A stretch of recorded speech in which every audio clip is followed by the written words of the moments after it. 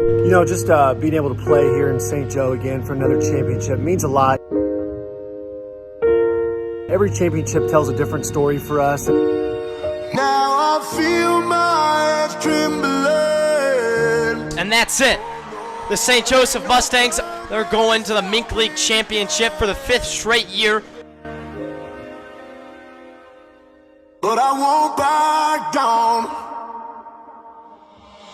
For my family, you can ransom me. Headed hard, it broke me to my knees. And I'm phone, I'm driving fears like somebody out there after me. Really, this one for us is a special one. Season 15, to be able to say that we can potentially have 9 MINK League championships in 15 years. I can't let you get ahead of us. I'ma have to escort you to a seat. Through it all, we can't fail, cause the plan is for the achieve. I'm just really needing some peace, hoping pain quickly leave. I admit I see I'm falling, but for my family rise up. Plan on completing every mission all before my time up. Inside this car, I get it done, just watch my motor climb up. Protecting all the ones I love, can't let this evil blind us.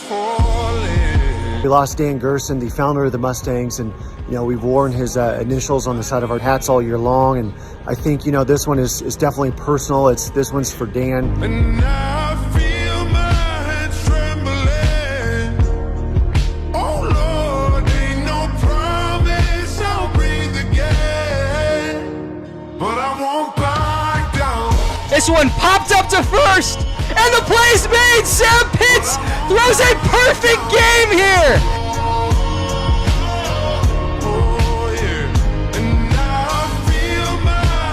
You know, last year too, just losing in Game 3, I was going for our 4th championship in a row, just a historic mark. But then, you know, to have Jess City come through and they played a phenomenal series. The guys have been talking about it in the clubhouse, you know, from the moment they walked in. You know, that's the only thing that's on their mind is, you know, winning another championship. Chance to right the wrongs of last year when the Jefferson City Renegades beat them on their home field for the MINK League title.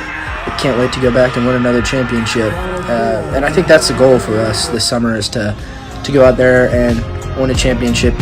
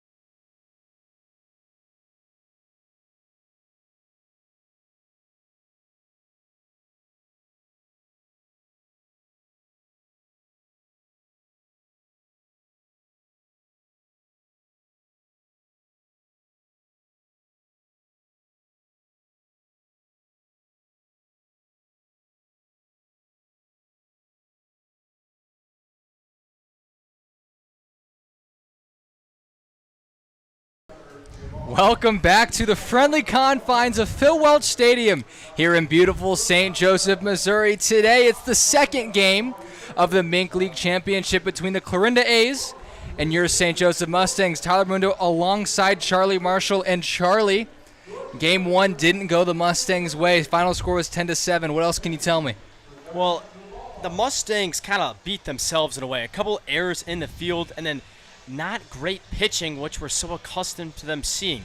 So a team all year that has been led by the gloves in the field and the arms on the mound, they just didn't come through yesterday like they usually do. Now the good news for them is they're back at home, back at Phil Welch, and they have the race on the mound. They have Sam Perfect Pitts. Tyler, this is the guy they want throwing in an elimination game like today. It's a must-win game, and I look forward to seeing how the Mustangs are going to go about finding a way to win tonight. And it's crazy, Charlie. Sam Pitts, the last time he threw was 20 days ago, and it was his perfect game. So how do you think that bodes for him in this start? Well, yeah, anytime you take 20 days off from in-game pitching in the middle of a season, I mean, it's not great, right? You obviously want to pitch every 6 to 7 days. So Pitts, I mean, he's going to be, the first inning is going to be big for him. I want to see him get in the zone, attack these ace hitters. I mean, this is the best hitters in the league. So I hope that he's able to stay in the zone and get these guys out early on, because if he can get through the first couple innings, he should settle in just fine. Well, we're about to be underway. Kai Holiday digs in. We've mentioned him a lot on this broadcast team, and he's had a tremendous season. If anything, once you flash his numbers, Charlie, his numbers have dipped quite a bit just because he was hitting over 400 last week. But Kai Holiday still hitting 371, top 5 in the MINK League in a lot of categories. And here's Sam Pitts. His first pitch is a strike. Yeah, Kai Holiday got passed in the average category. I don't think we saw that coming, but it's all right because it was by his teammate, shortstop Sean Bazemore.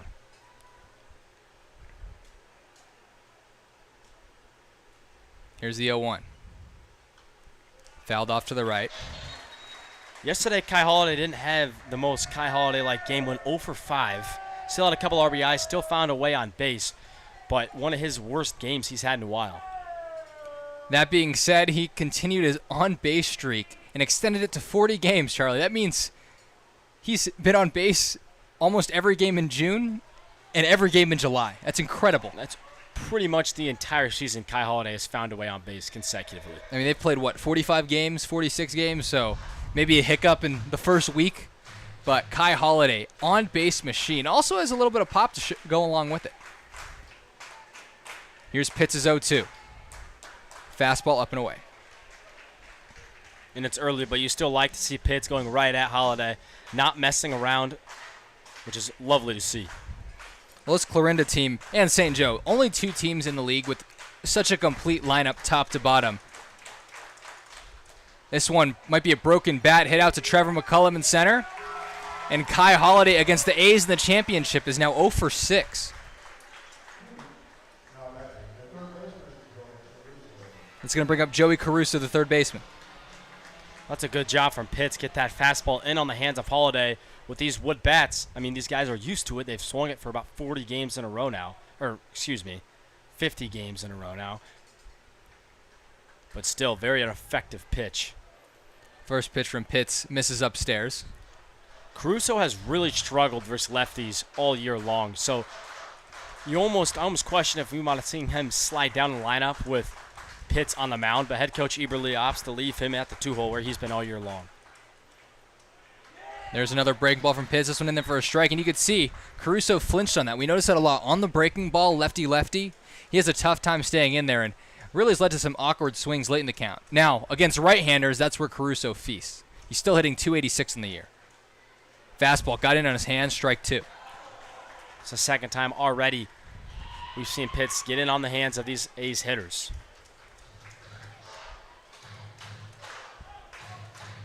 Mentioned we have Pitts now. He can go as long as he wants because this will be his last game he pitches all year.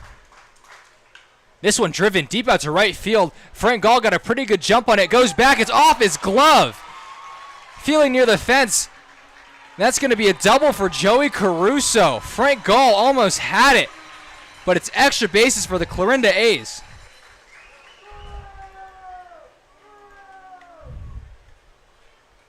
Well, maybe he heard us, Charlie. While we have the chance, let's take a look at the starting lineup for the A's. You saw Kai Holiday and Joey Caruso following him, and batting now with Sean Bazemore. After him, Connor McNatt. Drake Cobb playing first. Tyler Macon in left. He's been red hot. Evan Smallwood batting 7th. Lath Holiday in the 8th spot. And rounding out your starting 9 is Tucker Gibber, a late addition to this A's team. Yeah, 2 catchers for the A's who have caught all year, both not able to go tonight, and Gibber's the one getting the start for the A's. He was a substitute yesterday and went 0 for 2. Big swing, fouled off to the right. So Pitts getting hit of every hitter. Either 0-2 or 1-2 so far. And that's great to see. Sam Pitts, known for being in the zone. Now we just need to see him put away Sean Bazemore, which is not an easy task. Here's the 0-2. Pitch in the dirt, blocked by Felix. There's Caruso no issue stays with there. that pitch. 0-2 against Bazemore, who not only leads the MINK League in average, but is really hot. He went 4 for 5 last night.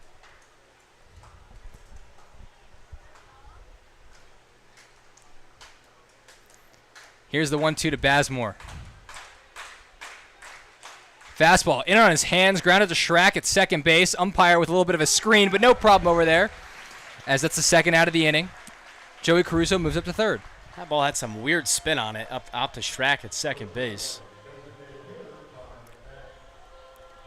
So Connor McNatt digs in, another lefty, so tough matchup for him, but Joey Caruso was able to go lefty-lefty crime off Sam Pitts. Now, we weren't expecting another perfect game from him because that would have just been unheard of, but he's doing a good job of getting ahead of hitters, so that's something that he can do and be successful. Well, this is a really, really big spot for Pitts. You don't want to give up that runner on third base. If you can do anything, you want Caruso to stay there. Going into the bottom of the first inning, if you can just keep it tied up, that would be the dream. Let your boys get you ahead. Here's the 0-1. Breaking ball skied, fouled off to the left. 0-2 again. Not only Pitts has a great ERA, sub 110. His whip, Charlie, .69. Yeah, Pitts has just been disgusting all year long, and he needs one more pitch right here to get out of this first inning. Here's the pitch to McNatt. Breaking ball hit out to McCullum in center. He goes back a couple steps and retires the side. So Sam Pitts fades a one-out double by Joey Caruso, and it'll be all tied up at 0 as we go to the bottom of the first. Don't go anywhere on the St. Joseph Mustangs live stream.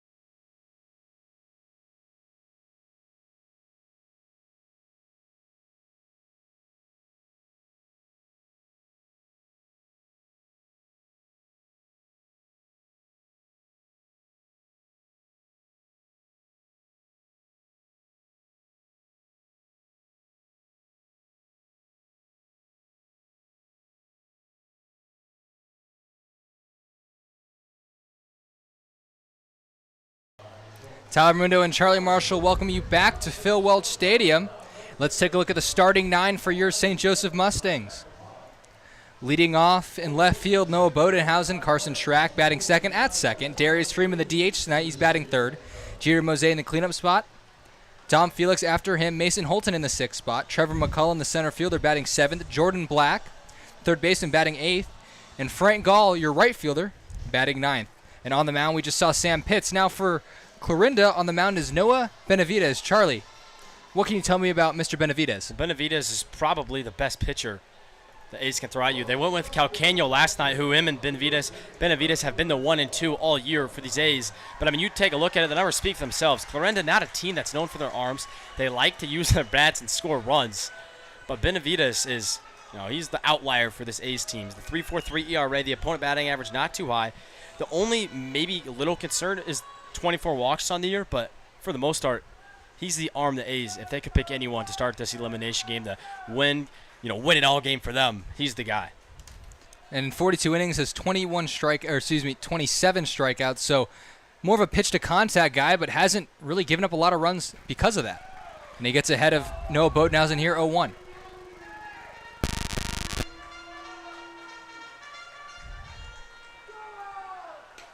That one outside, so the count's even at 1-1. Bodenhausen wasn't in the starting lineup last night in Clarinda, but still has been red hot the entire second half of the Mink League season. That one off the glove of the pitcher Benavides. It's going to be an infield single to start the night. I didn't think that ball was going to hit all that hard, but he finds a way on. And Bazemore had eyes on that ball the whole way. And if Benavides doesn't jump in front of it, I think he's able to get Bodenhausen out at first. And that's a tough one for a pitcher because it's typically instinctual.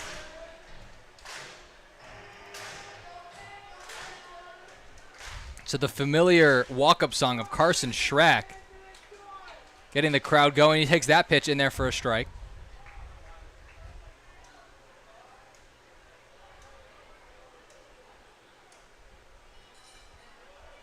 Might have been a changeup in the dirt, 1-1. You can already see Benavides likes to go to the off-speed pretty early. Went to it right there for Schrack, even though he was only up 1-0 in the count, or 0-1, excuse me. Here's the next pitch to Schrack. Hittable location. This one's popped up to the left.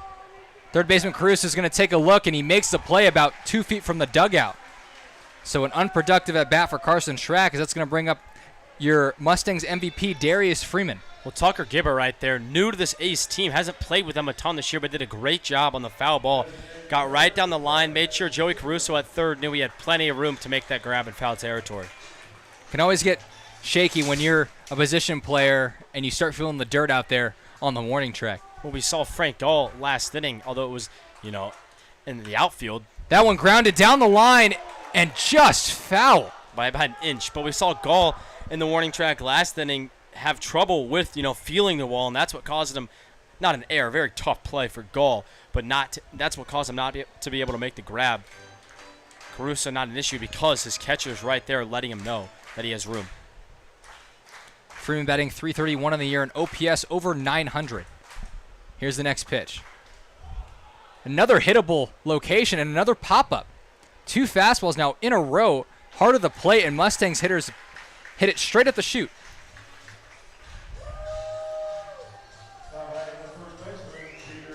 That'll bring up Jeter Mose.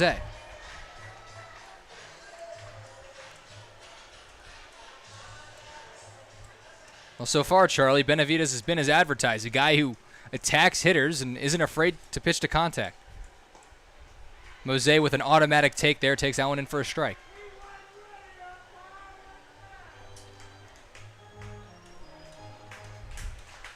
Mose, the 4-hitter, a couple bombs in the year, slugging .408. There goes Bodenhausen, a run and hit. Bodenhausen gets to third. A nice play by Lath Holliday to make sure he doesn't go any farther, but it'll be runners at the corners now, bringing up Dom Felix. Textbook from Mose right there. You can't script a hit and run any better than that. You got a lot of that baseball, too. Every stitch. That ball was splintered. Dom Felix now the catcher, highest slugging percentage in the team, .495.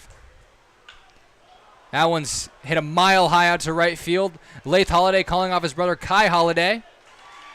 And that's the end of your innings. So Benavides faces 5 batters, but retires them pretty quickly. The Mustangs get 2 hits, but nothing to show for it. It'll be all tied up at 0 to go to the top of the second. Keep it here at Phil Welch Stadium.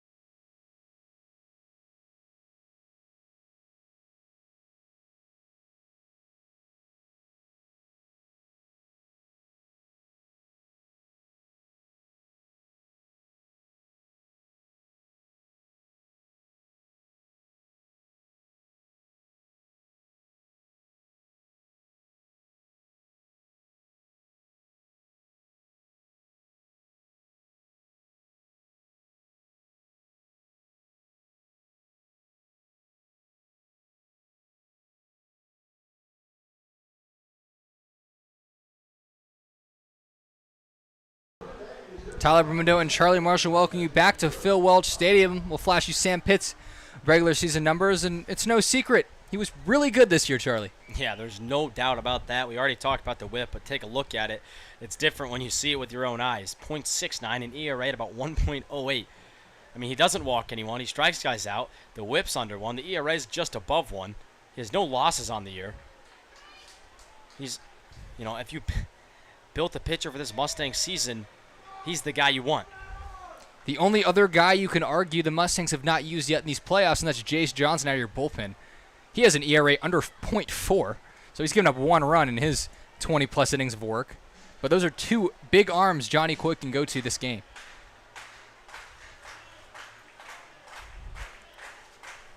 Here's Drake Cobb in a 2-0 count. Good breaking ball from Sam Pitts, and that shows you what kind of pitcher he is and how confident he is in his stuff. 2-0 to their 5-hitter, and he throws in a breaking ball. Yeah, and Cobb's no slouch either. He's been pretty effective in the 5 spot all year long for the Athletics.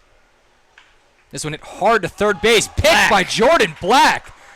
Come on now. Jordan Black with an excellent play, saving a leadoff single.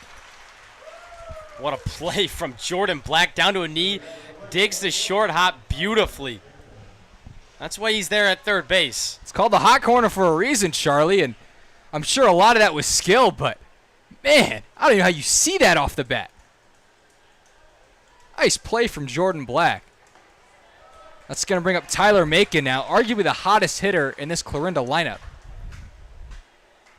Well, that's a great play for Black to make, especially because pregame he was getting pretty mad at himself at third base. He was struggling a bit to just get his feet in the ground and make some routine plays, but he's clearly settled in, and that'll do a lot for your confidence as a third baseman. Macon quickly down 0-2 to Pitts. And there's his first of the evening. Strikeout for Sam Pitts. Looked like the changeup, and there's 2 out now in the top of the second.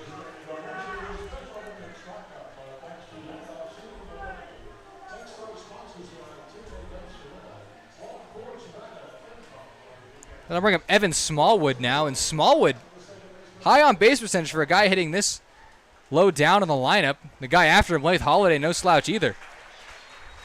But Pitts gets ahead 0-1, no problem.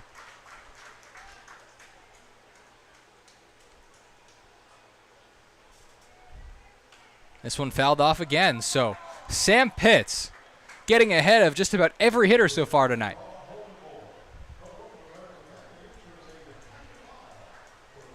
And that's what he does, Tyler. He loves to get ahead hitters, and that's why he has 6 walks on the year. Here's the 0-2. Another one.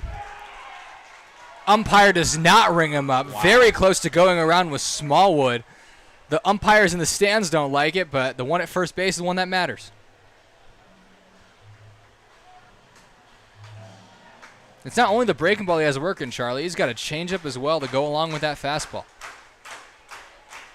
That might have been it right there. Dom Felix has to go to his knees, 2-2.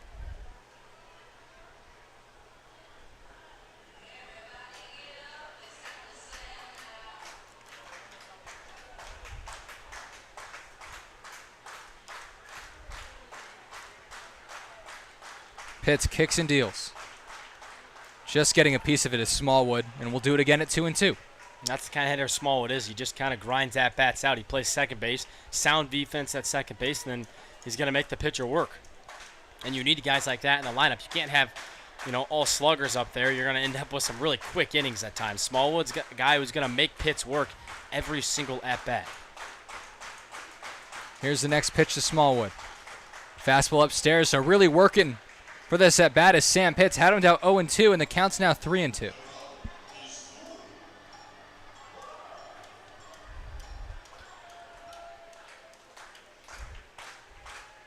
Here's the full count pitch. Fastball upstairs, so a great at-bat from Smallwood, and Pitts not out of the woods yet. Well, he's not, and you hate that as a pitcher. As your Sam Pitts, you had Smallwood 0-2, and you end up losing him for his 7th walk of the year. No time to waste. Needs to get right back in the zone for Laith Holiday right here. And he's going to miss upstairs again.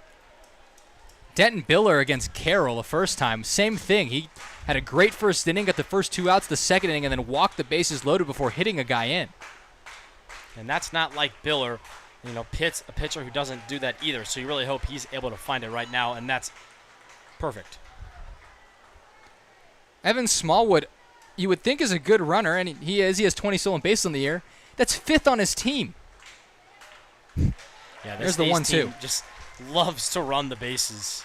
I mean, you take a look at the stolen bases leaders, and they just have the first 3 guys are all them, and then they're sprinkled in everywhere else around. Here's the 1-2 to Lath Holiday. Good breaking ball rolled over. Jordan Black and a cut in front of Mason Holton. It's a good idea as Jordan Black flashed in the leather this inning. We're going to go to the bottom of the second inning now, all tied up at 0-0. Keep it here on the St. Joseph Mustangs live stream.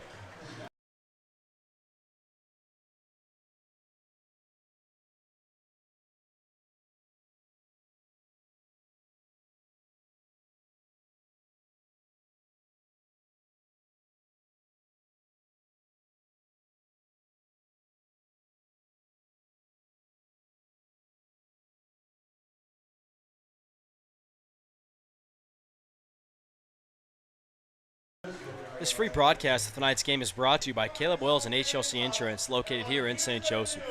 HLC Insurance specializes in helping individuals, families, seniors, and small businesses with all things health coverage, including dental, vision, prescription drug coverage, and life insurance.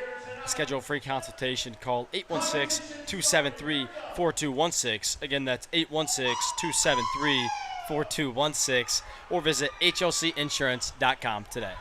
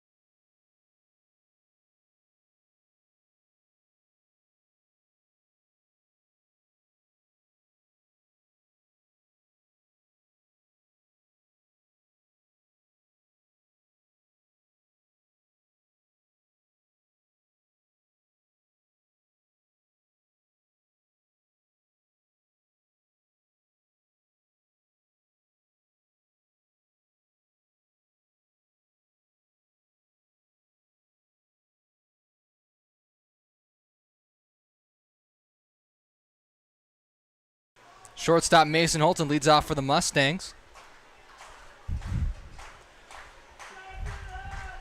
Here's the first pitch to Benavidez.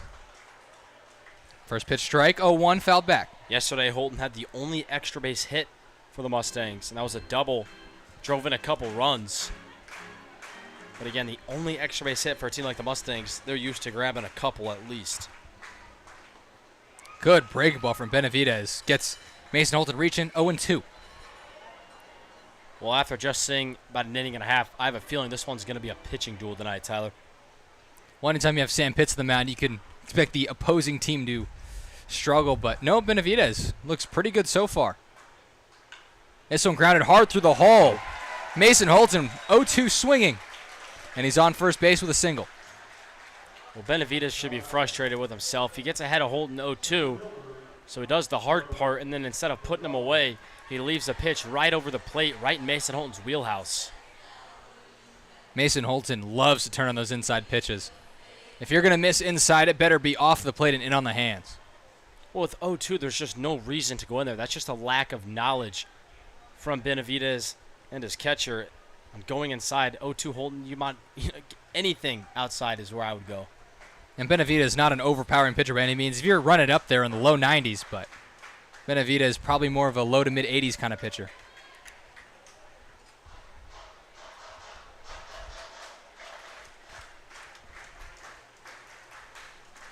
Here's the 1-1 to McCullum.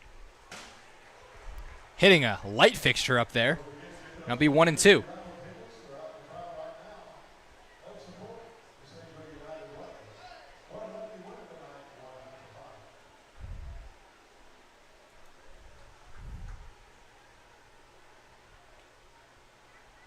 Something on the field out there in left. Look at the athleticism of Johnny Coy out there. Taking a jog to left field, pick up some trash. Or a baseball, actually. Probably wasn't the most popular game, but Johnny Coy in the alumni game showed out. He did. He showed his team that he could still play. Here's the 1-2 to McCullum. Fastball upstairs. Might set him up for the breaking ball now on 2-2.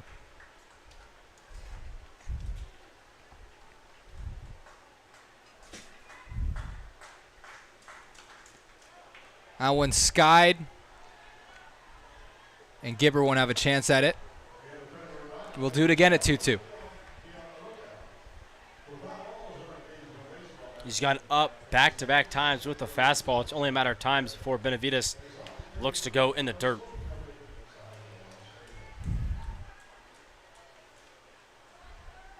Benavides works very quick. Gets a sign. This one lined but foul. McCullum got down in the count early, but battling up there. And it's good because Benavides has been very efficient so far today. He really has been. So both McCullum and Holton making Benavides work a little bit to start the second inning. Breaking ball. That's an excellent take from McCullum. Good pitch recognition. That makes the count full. And McCullum watched that pitch all the way in. I mean, you say that a lot, but he was literally down in a crouch watching that pitch drop just outside of the strike zone. Another foul ball. We'll do it again. 9th pitch of the at-bat coming up.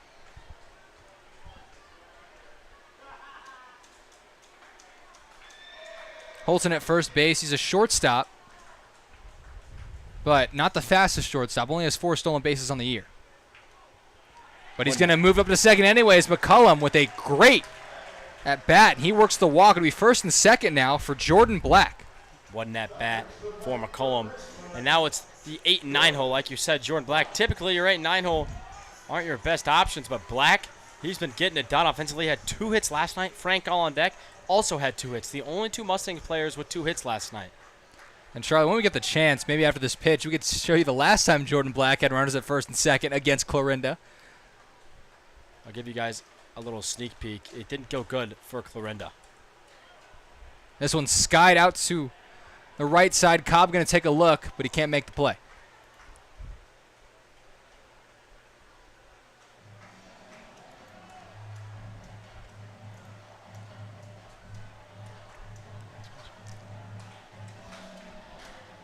Oh, 1 to Black. We'll get that replay up for you soon.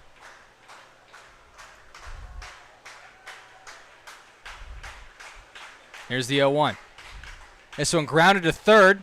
He's going to step on the bag for 1. Going across the dime is Caruso. And off the bag is Drake Cobb. Oh, we had a double play right there. Caruso making a great play. Black not the fastest guy in the world, but Drake Cobb pulled his foot. Well, typically, when a first baseman pulls their foot, it's because of an errant throw, but from here, it looks like Caruso's throw is on line. I'm not sure what happened with Cobb at first base. Caused him to take off his plant foot. Tried to overstretch. That one from Gall, line into right field. Lath Holiday going to come up and hold the runner at third. So McCullum stays at third, and the Mustangs have the bases loaded and 1 out. And as much as you want to see the Mustangs be aggressive and send McCullum home there, head coach Johnny Coy with the right decision. That ball just way too shallow in the shortest part of Phil Welch Stadium to really, there would have been no play. This is going to turn the Mustang lineup over now, and it's Noah Bodenhausen. He started out the game for the Mustangs with a single off the pitcher's glove.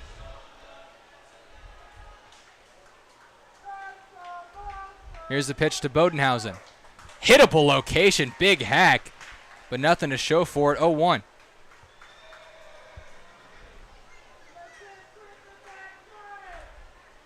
Bodenhausen day off yesterday, but hoping to make the most of his chance here. Popped up. Gibber going to look at it, and it's going to go foul. Felt a lot of foul balls down that first base line this inning that both Cobb and Gibber have chased after.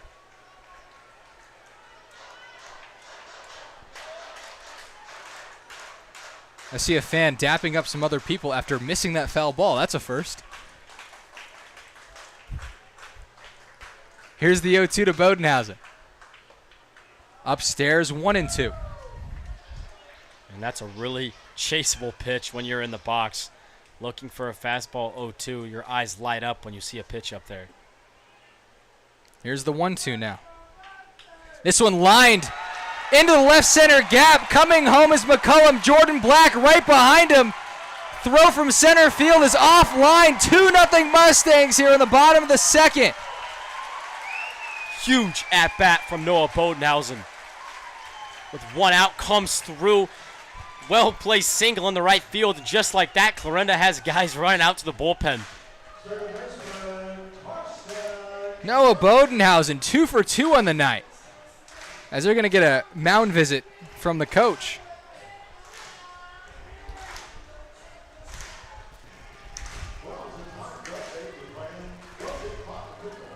How big is that? With one out. Now that error on Drake Cobb at first looks even worse for this A's team.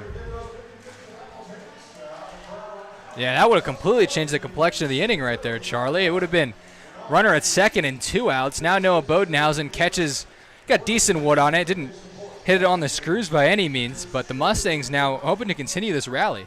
The mound visit right before Carson Schrack comes up to bat. No surprise. Schrack, not a hitter in this Mustangs lineup you want to mess around with. This feels very similar to the game against Carroll. The Mustangs had a couple of guys on after scoring 2, let up on the gas a bit, and then ended up pouring it on later. So let's see if the Mustangs can put one out of reach early here. Schrack take a fastball away, ball 1.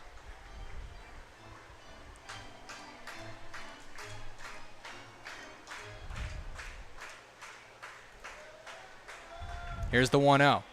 Schrack drills this one to right field, but having a good beat on it is late Holiday, and there'll be 2 outs now. That ball was crushed.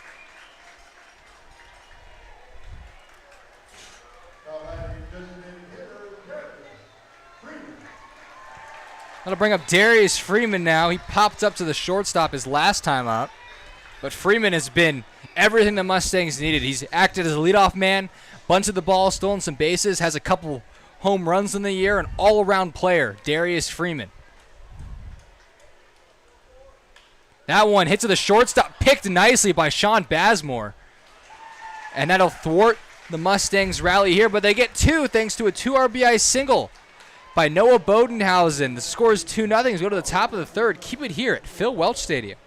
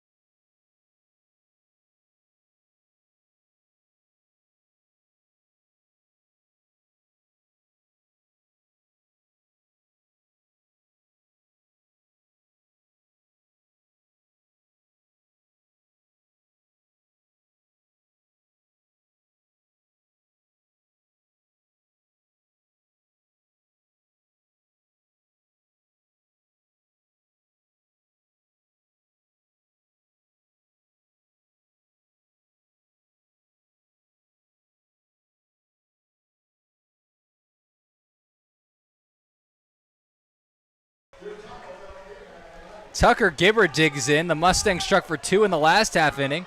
Sam Pitts back to work immediately as he paints a fastball in the corner. I mean, we'll flash the numbers, but there's not much to look at in terms of Gibber's stats on the area. 2 official at-bats, and they both came yesterday when he came in for Caden Lindsay. The Mustangs lost Mark Stevenson to injury. The primary catcher, Caden Lindsay, was the catcher yesterday, and he came out early as well. So Tucker Gibber, a really late add to this team. We haven't seen him swing it yet, but behind the plate, he looks very solid for the Athletics. Here's the 2-1 to Gibber. Hanging breaking ball. Mason Holton makes the running catch. He got a great jump on that one. Yeah, Holton made that play look easier than it really was, and that was because of his reaction. Bat on ball, he immediately was booking it to left field. Played it perfectly. I thought that ball had a ticket to left field off the bat. It's going to bring up Kai Holiday. He's 0 for 1 on the day. He flied out to center field his first time up to start off this ball game, and he's down 0-1 to Sam Pitts.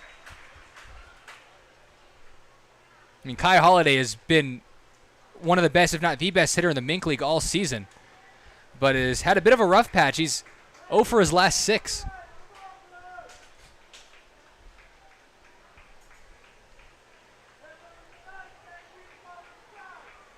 This one lined hard over the second baseman Schrack. Kai Holiday has some speed, but he's not going to test out McCullum here. So a 1-out single for Kai Holiday, and he's off the schneid. Yeah, big hit for Holiday. That's his first hit of the MINK League series or championship series. Off the bat, I thought we were about to see another jumping grab from the Mustangs middle infield, but that one just hit a little too high. It's a great piece of hitting. Ball painted on the corner. Not a bad pitch from Pitts by any means, but Kai Holiday with some good wood on it, and he's got a lot of speed at first. Don't be surprised if he goes. Caruso, aggressive swing, and lines that one foul. Well, we gave Caruso a little bit of hate because his at-bats versus lefties on the year haven't looked perfect, but in that first at-bat, he crushed one almost to the wall in right field, and that one he turned on it and looked pretty good doing it. Here's the 0-1 to Caruso.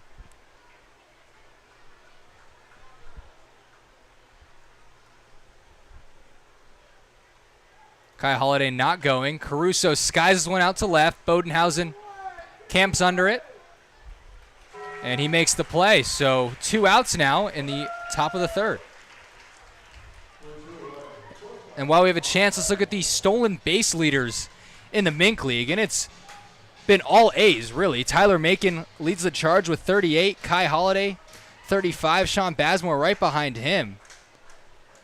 But these A's have been tremendous on the base paths. They destroyed the MINK League lead of all time in stolen bases, and they have 196 now. Bazemore going to line this one off his hands into left field. Kai Holiday chugging for a third. There's going to be a play over there. Strong throw from Bodenhausen, but not in time. So runners at the corners for Clarinda as they hope to battle back. Yeah, interesting decision from Holiday not to slide at third base. That was a close play. But first and third with 2 outs, Pitts, and a little bit of traffic again here in the third inning. That's Kai Holiday at third and Sean Bazemore at first. Wouldn't be surprised if Bazemore's on the move either. McNatt at the dish. First pitch breaking ball from Pitts is a beauty.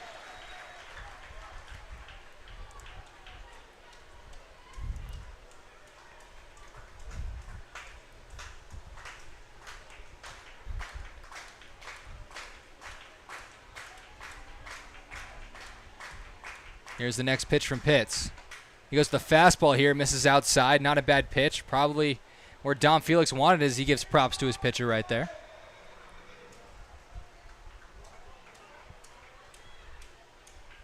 McNatt flied out to Trevor McCullum his first time up. This one hit out to center field. McCullum coming in on it, and he can't make the play. He's going to third. A good throw from McCullum, but can't be picked out by Jordan Black. So that makes the score 2-1 thanks to an RBI single from Connor McNatt. The throw from McCullum definitely wasn't a bad one, but in that situation, he had the Clarinda hung out to dry. Black not able to dig it, and we're back where we started, first and third with 2 outs.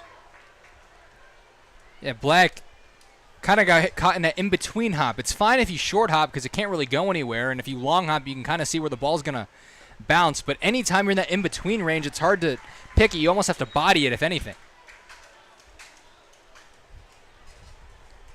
That's going to bring up Drake Cobb. He grounded out to Jordan Black with a really hot shot his first time up. I would take another ground out to Black right here. Maybe not of the caliber he hit it as he smoked that ball his first at bat.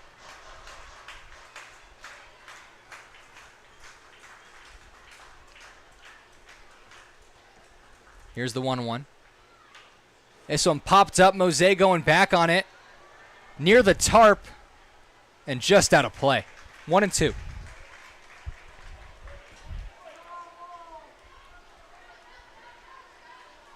That ball is about as close to being in play as possible without actually being over the field and Phil Welch. Just over the outreach glove of Mose. I was waiting for Mose to go all David Wright on that one. Climb over the tarp.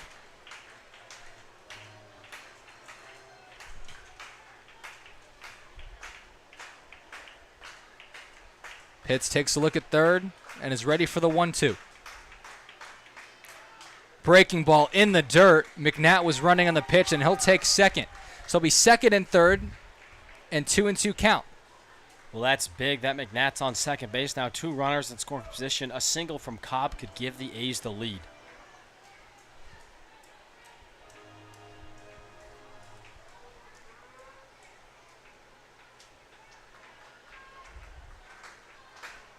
It's the first run Sam Pitts has given up in a long time. Hoping to keep it to just 1. Here's the 2-2 pitch. This one hit hard to Mason Holton. Off his glove. That's going to bring in 2 runs. Drake Cobb reaches on the air by the shortstop Holton. That's his 3rd one in this Mink League Championship Series, and it's a costly one. That ball was hit hard by Cobb, his 2nd hard ground ball of the day. But Holton's going to be kicking himself for that one, a play he's just got to make. Scoring on the play was Sean Bazemore and Connor McNatt. And now it's 3-2 Mustangs. Both those runs for Pitts are unearned.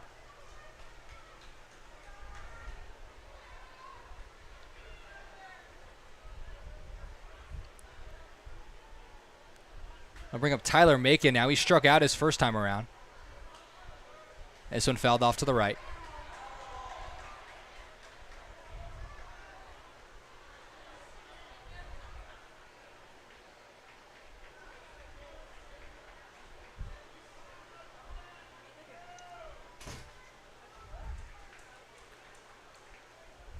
Pitts gets a sign.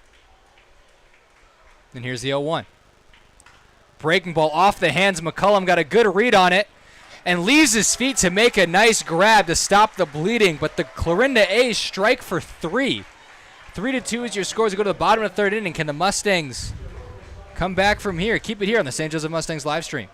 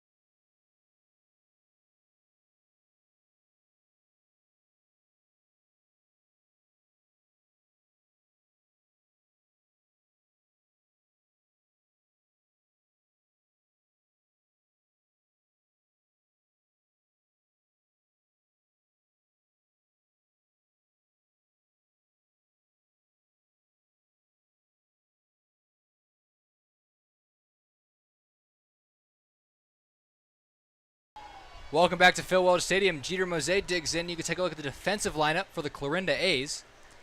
Drake Cobb at first, Evan Smallwood at second. Pretty similar lineup to what we normally see. Joey Caruso at third, Sean Bazemore at short, Tyler Makins in left, Kai and Holly. That one crushed out to left field.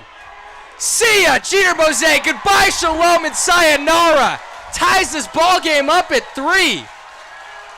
Well, Mose crushed that one, and that's a big shot from Mose. Evens it up. Off the bat, Charlie. That ball was way out. That's Mose's 3rd home run of the year, first in the playoffs. It's been a long time coming for Jeter Mose. We try and give you guys a look at who's fielding for Clarinda. Mose says it doesn't matter. I'm going to put it over the wall. That'll bring up Dom Felix now. As Charlie, maybe we should look at it again, see what happens.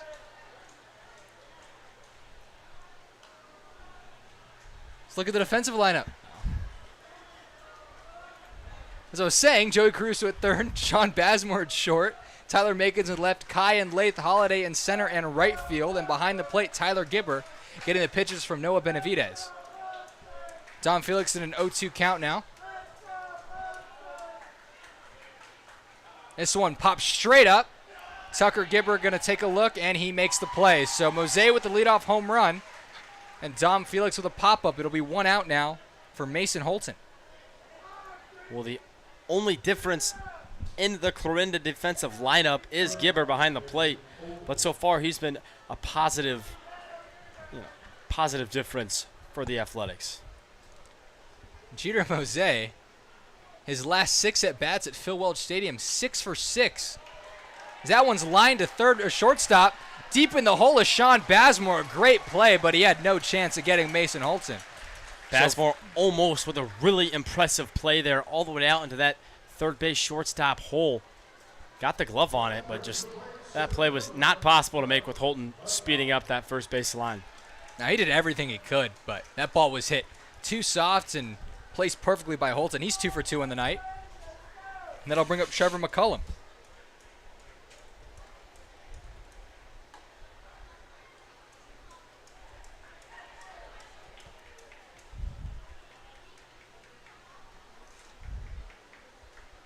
Here's the 1-0. McCullum takes that on the outside. The only guy in the lineup on both teams to walk so far, and he's ahead 2-0.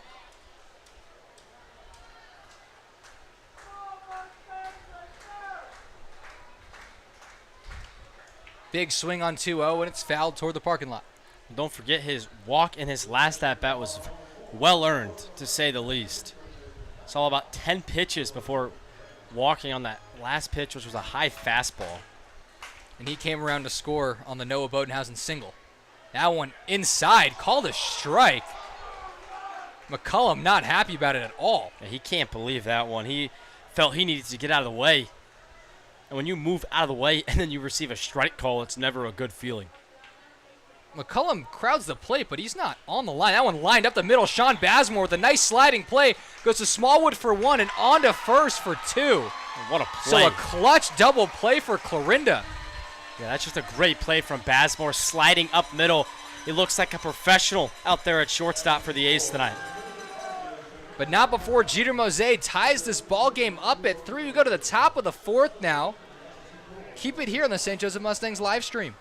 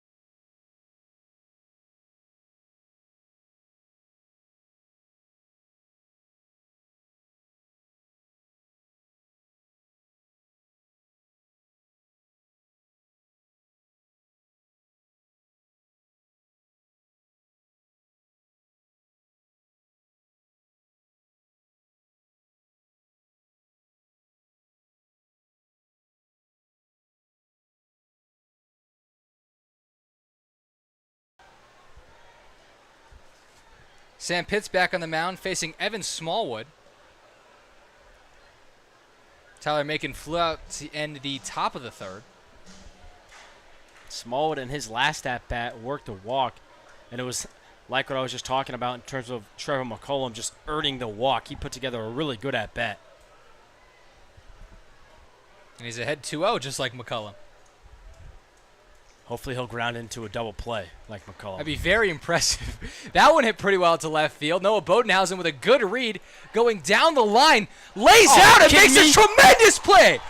Are you kidding me, Noah Bodenhausen? Wow. These men came out to play tonight, Charlie. You don't see an outfielder's jersey have dirt on it from making plays defensively all that often. Bodenhausen on his back on the warning track. This is playoff baseball, Charlie. Everywhere. I'll bring up Lath Holiday now. Man. Both teams putting on a show, and it's only the fourth inning. Yeah, this has already been one of the better games we've seen here at Phil Welch. You couldn't have asked for a better start than this to Game 2 of the MINK League Championship. It's a 1-1 count now to Lath Holiday.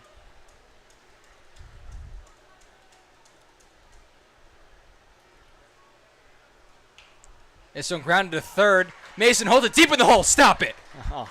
Okay, Lath Holiday with a ton of speed beats it out. Anyone slower and Holton had a chance. That was smooth.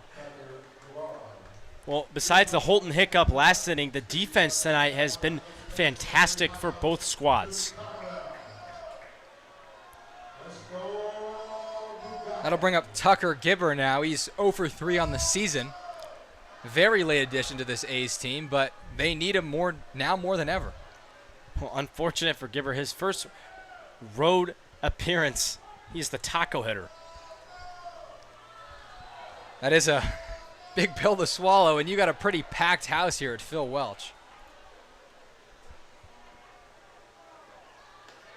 2-0 now to Tucker Gibber.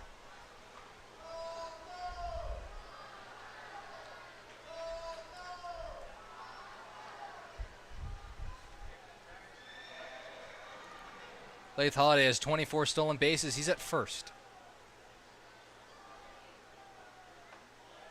Good pitch in the outside corner to get Pitts back in the count. 2-1 now.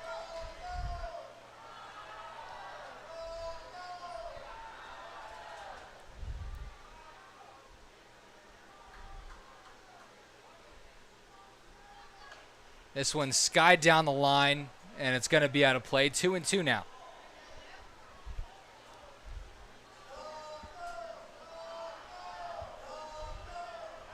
I mentioned already that a tough first road appearance for Gibber, but not only is he the taco hitter, also facing one of the best pitchers in the entire MINK League in Sam Pitts, so he's getting a big spoonful in his first, 2 at-bats.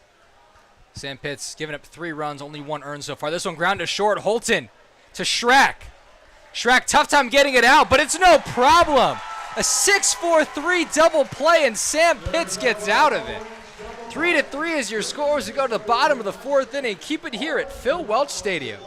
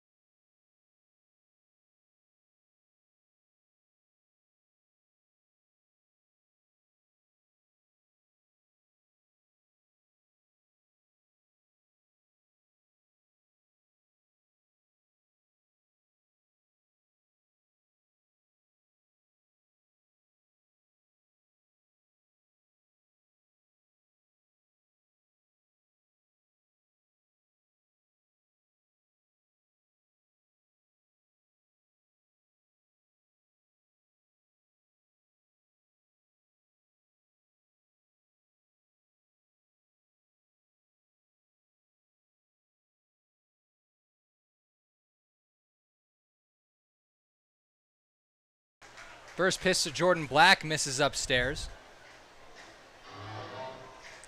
Deadlocked at a 3-3 ball game, and Charlie, it has been a tremendous one so far. Yeah, we're only 3.5 innings, or 4.5 innings into this game. Black hits this one out to center field.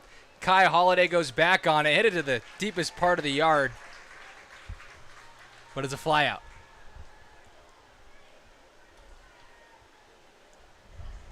That'll bring up Frank Gall.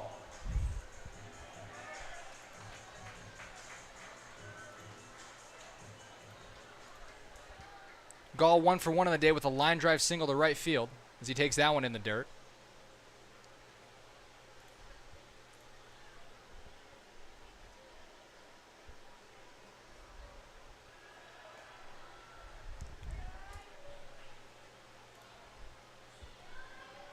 Two-0 count now to Frank Gall. Here's a pitch from Benavidez. This one pops straight up the chute. Calling for it is Bazemore. And he'll make the play. So 2 up, 2 down here for the Mustangs in the bottom of the 4th. And that'll bring up Noah Bodenhausen. Well, we'll see what Bodenhausen can do with the bat after making a tremendous play with the glove in the latter half of the inning.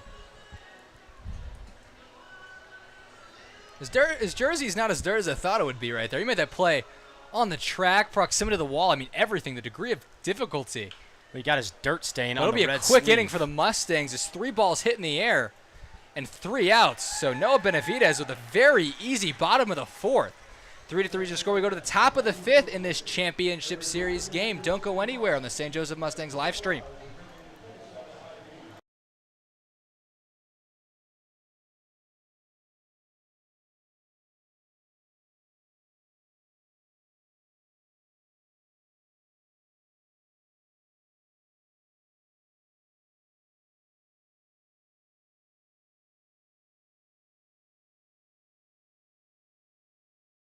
This free broadcast of tonight's game is brought to you by Caleb Wills and HLC Insurance, located here in St. Joseph. HLC Insurance specializes in helping individuals, families, seniors, and small businesses with all things health coverage, including dental, vision, prescription drug coverage, and life insurance. To schedule a free consultation, call 816-273-4216. Again, that's 816-273-4216, or visit hlcinsurance.com today.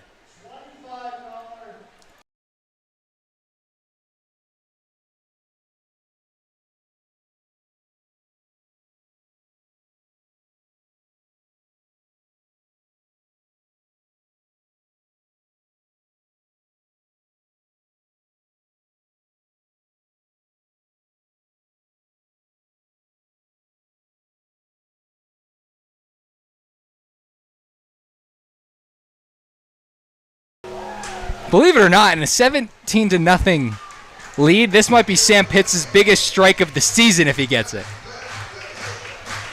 The bells sound here at Phil Welch. 1-2. This one popped up to first. And the play's made. Sam Pitts throws a perfect game here in a 7.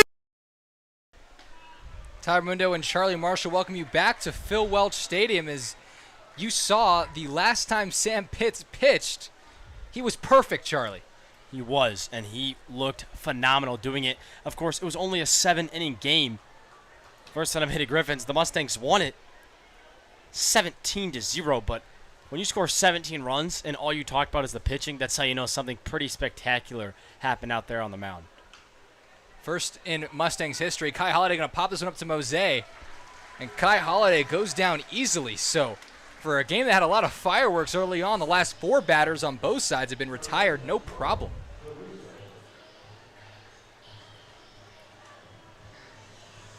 Well, Caruso's already hit 2 balls hard today. Only has 1 hit to show for it. But versus one of the best lefties in the MINK League, he's having himself a pretty good game. Yeah, he must have made an adjustment. Caruso, at least from what we've seen, had issues in that lefty-lefty mashup, backing out of breaking balls, but here tonight he's looked like a completely different hitter.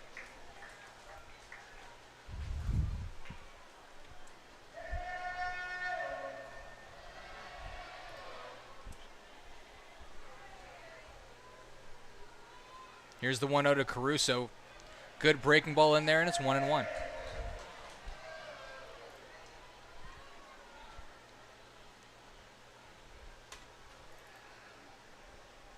Here's the 1-1. A wave and a miss. Another breaking ball. Caruso way out in front of that one. Well, that's the Caruso that we thought we were going to see today. Instead, he switched up a little bit, but that swing wasn't his best one of the night. Fastball lined through the 5-6 hole. A mistake pitch on 1-2. And Caruso is 2 for 3 tonight.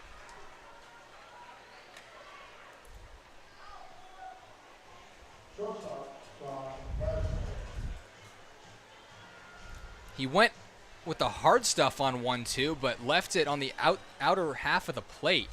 If you're going to throw that pitch, you either want to elevate it or run it in on his hands. That's going to bring up one of the most dangerous hitters in this lineup, Sean Bazemore.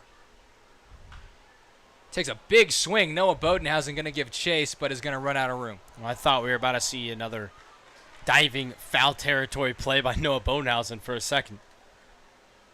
Charlie, I got a question for you. So all the stuff we've seen today, and I guess just the whole season, what have been the best plays that you remember this season from Mustangs? I guess we'll just talk about defensively. I'd say Sam Pitts' perfect game is number one, but if you're just talking straight defense, what plays do you remember the most? Well, I mean, it's hard not to talk about the Logan Miller plays that we've seen. He's made probably the 2 best plays of the year for the Mustangs. But then, in the infield, that short hop from Black. That's going to get a piece of Sean Bazemore. It'll be first and second. That Black play Clarinda's earlier ready. this inning was already really spectacular. And then the Bodenhausen play in left field today. I mean, we've seen some of the better plays of the year today. But, I mean, of course, like I said, Logan Miller in center. Holton's had some good ones up the middle. Anyone that I missed in particular that rings a bell for you? Not on our team, that's for sure. I've seen a lot from the other teams, too. Rafael Calcano for the Mudcats. I remember some of his plays in center field going a long way, laying out. A couple guys on, was it Carroll or the shortstop? He had a couple plays. We remember just really good turns, but no, the Logan Miller plays I remember like the back of my hand. Those were incredible, and that Noah Bodenhausen play we'll also remember for a long time. First pitch to Connor McNabb is in there for a strike. Sam Pitts getting back in the zone after the hit by pitch. Well, Pitts has been in traffic at times today, but for the most part, it's all been with 2 outs.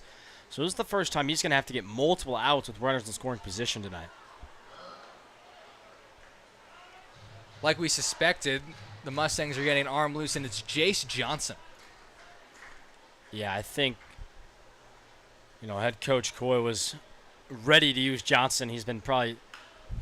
This one smoked out to right field, but Frank Gall has to move about 2 steps, and he makes the play.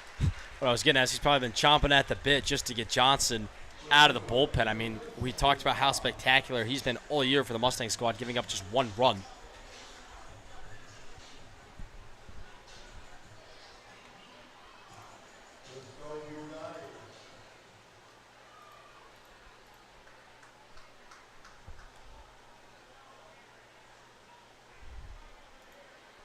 Here's the first pitch to Drake Cobb. Breaking ball. Almost hits him, but it'll be 1-0.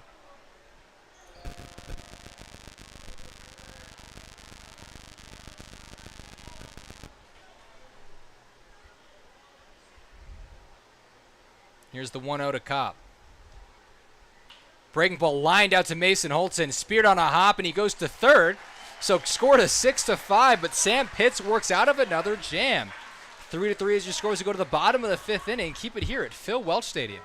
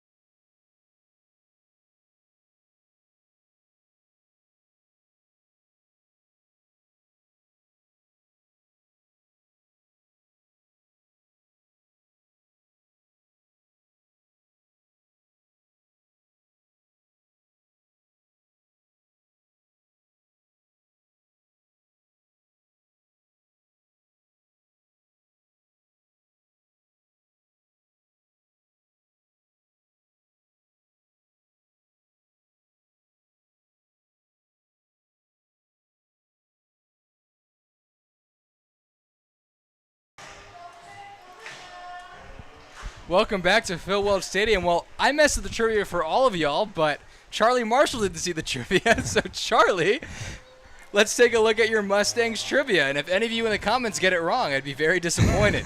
So the question is, adding up all of these games this season against Clarinda, what is the total score between the two teams? Oh, jeez. So is it 66-51 Mustangs, 66-51 Athletics, 57-54 Mustangs, 57-54 Athletics? Schrack and a line this one to left field. Tyler Macon makes the play. No. Oh, never mind. He drops it. I looked down, thought it was routine.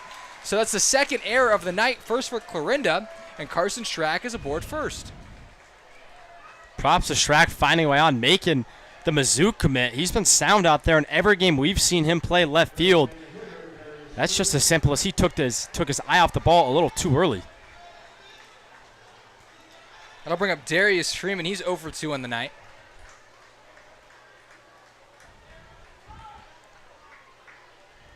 This one lined up the middle, off the glove of Evan Smallwood, and that's a huge break. Is that had a chance to double up the speedy Freeman, but now it is first and second and no out. Well, this has turned into an opportunity where the Mustangs have to score. You've been blessed with 2 errors to start the inning from a team that you don't see make a lot of errors. They have to find a way. Jeter Mose has to find a way to get these runs in. Jeter Mose, his last 6 plate appearances at Phil Welch. 6 for 6 with a home run and a double. First pitch misses outside. Now, Charlie, for the trivia. All right, I'm going to start with, I know the Mustangs have to have outscored the A's on the year because they beat them 17-1 in the first game. So I'm just going to eliminate the 2 Athletics. And I'm going to look at 66-51 Mustangs and then 57-54 Mustangs. And it just comes down to, I don't think the A's scored enough, the rest of the year to only have lost the season series by 14. This one grounded through the 5-6 hole. Carson Schrack going to be held up at third. The Mustangs with the bases loaded and no outs for Dom Felix. This is the opportunity of the night. You have your team leader in slugging in Dom Felix, who's been one of the best hitters on the team all year, up with the bases loaded and no outs. Are you kidding me? Jeter Mose just continuing to stay red hot. 7 for 7 at Phil Welch in his last 7 at-bats. Absurd. Outrageous. Dom Felix, the MINK League leader in home runs, digs in. So Noah Benavidez, really, things don't look great for him right now. Well, it's not all on him. His defense really let him down to start this inning. He's behind 2-0 on Dom Felix. Charlie, we'll get to the trivia when there's a moment that we can breathe a little bit. Here's the 2-0. Big swing, fouled back, 2-1.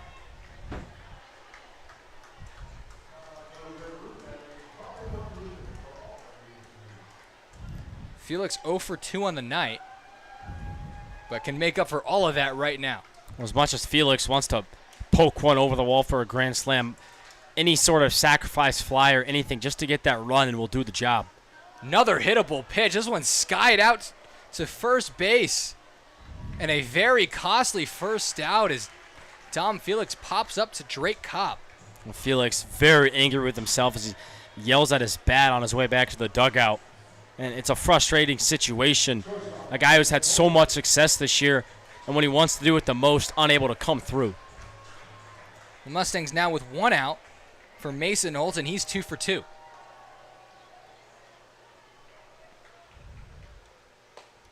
Fastball misses upstairs. And there's going to be a lot of big at-bats in this game. We're only in the bottom of the 5th inning. But this at-bat for Mason Holt right here could go a long way in deciding who comes out on top tonight. This one popped up to right field. It's in pretty middle-of-the-road right field. Lath Holiday with a good arm is going to make a throw. Cut off by Cobb. The relay is safe. So the Mustangs do get a run here. And they'll have runners at second and third and 2 outs. The ultimate risk pays off for the Mustangs as Schrack barely able to get home safely, but it's all the same. They take the lead. That's going to bring up Trevor McCullum. Now, the Mustangs do get a run, but you kind of want to be greedy against Clarinda. You should not settle for just 1 run after having the bases loaded and no outs. And as good as this Mustangs bullpen and with Sam Pitt still on the mound as they've been all year, this Clarinda offense can match that. They can score off these guys. They need more runs, like you're saying. This one taken outside, so Benavidez in a familiar spot has been behind a lot of hitters this inning. It's 2-0. And if Benavidez is able to get out of this inning, only giving up one, I think he'll count his blessings and he'll be appreciative. This one hit pretty well by McCullum. Going back on it is Macon. Did he get it? He did not. Just short. McCullum throws his helmet. He would have had the biggest home run of the season, but he missed it by a couple feet. So the Mustangs get one despite having the bases loaded and no outs. And that's going to be the end of the day for Sam Pitt. Jace Johnson trots out to the mound to start the sixth. Don't go anywhere in the St. Joseph Mustangs live stream.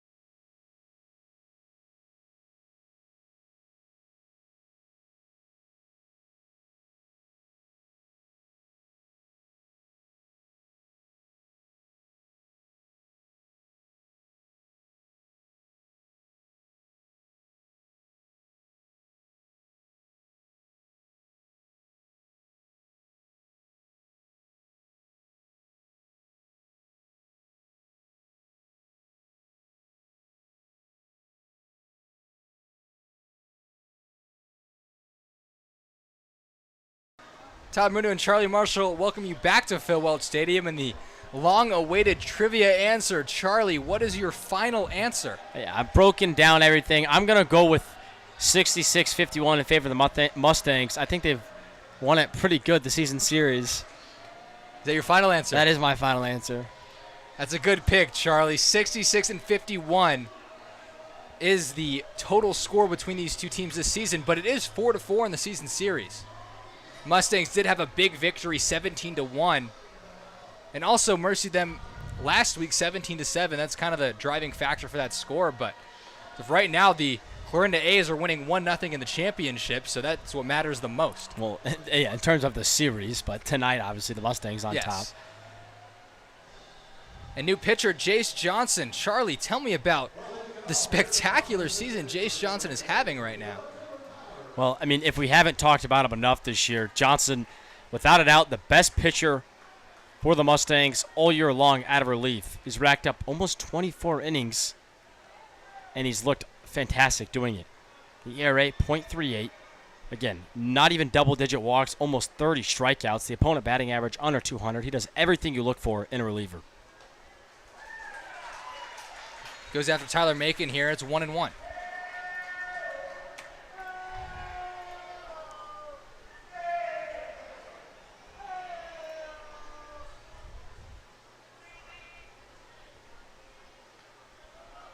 Breaking ball misses outside, and it's 2-1.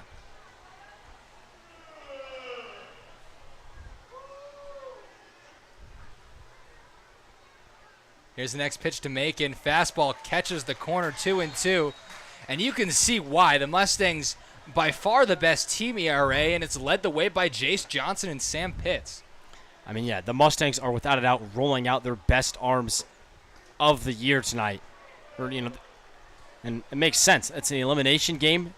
They need their best pitchers pitching their very best. And you could talk about who you want to save for tomorrow, but if you don't win this game, you don't get to tomorrow. Yeah, I spoke to Johnny Coy before, coming up to the booth today about Jace Johnson gets Macon.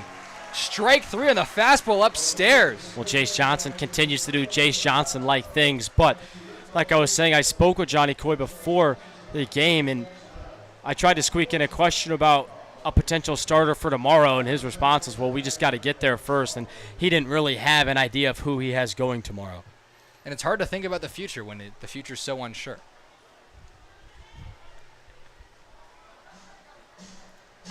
Then I'll bring up Evan Smallwood.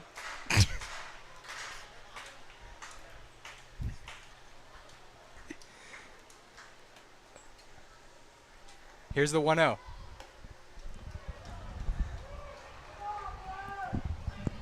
Upstairs 2-0. Johnson still finding his footing here in this game.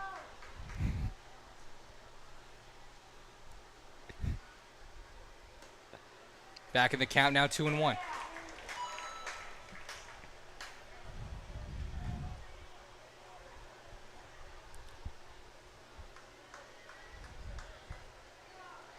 Smallwood 1 for 2 on the day. Good pitch from Jace Johnson makes the count 2-2. Just disgusting.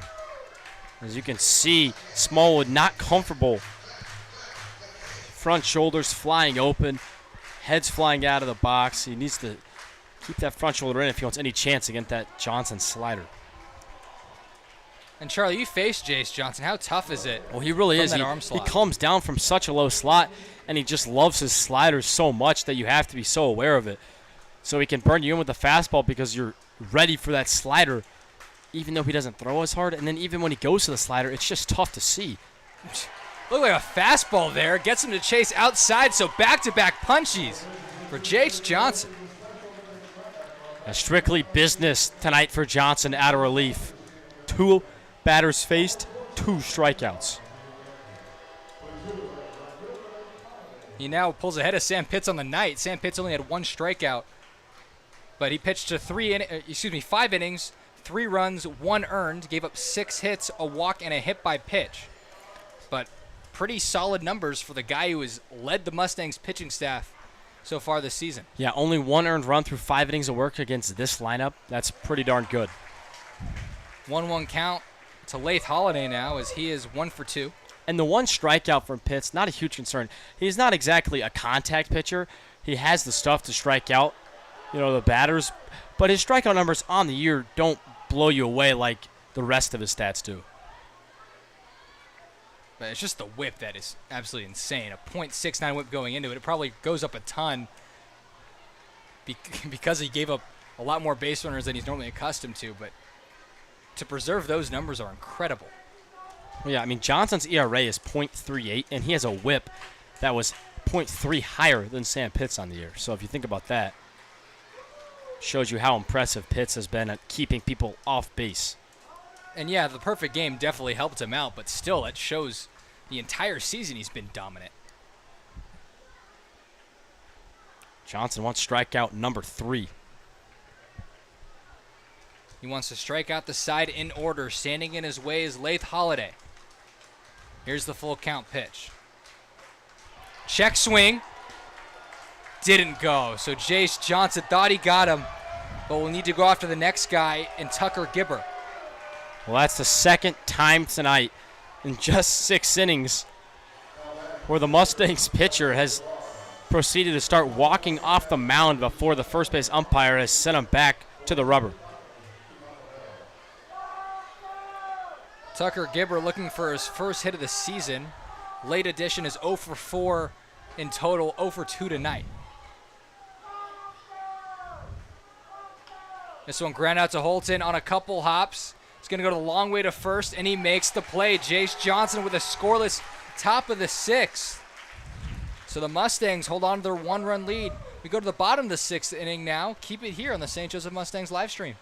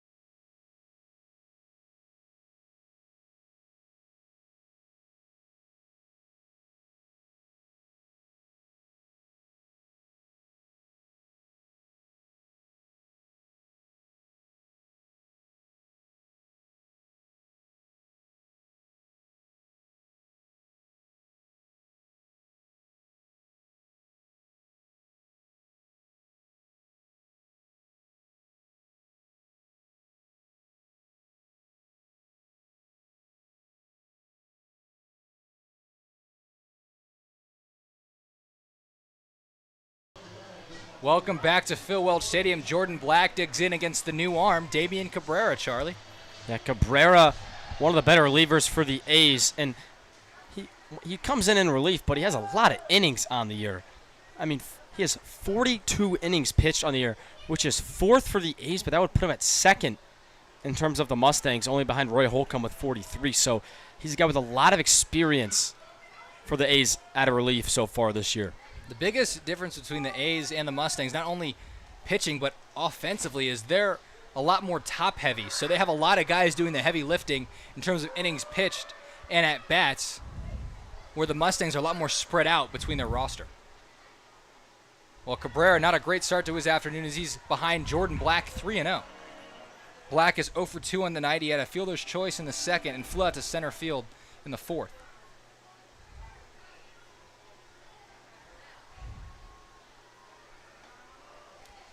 There's a get-me-over pitch on 3-0. It's going to be 3-1.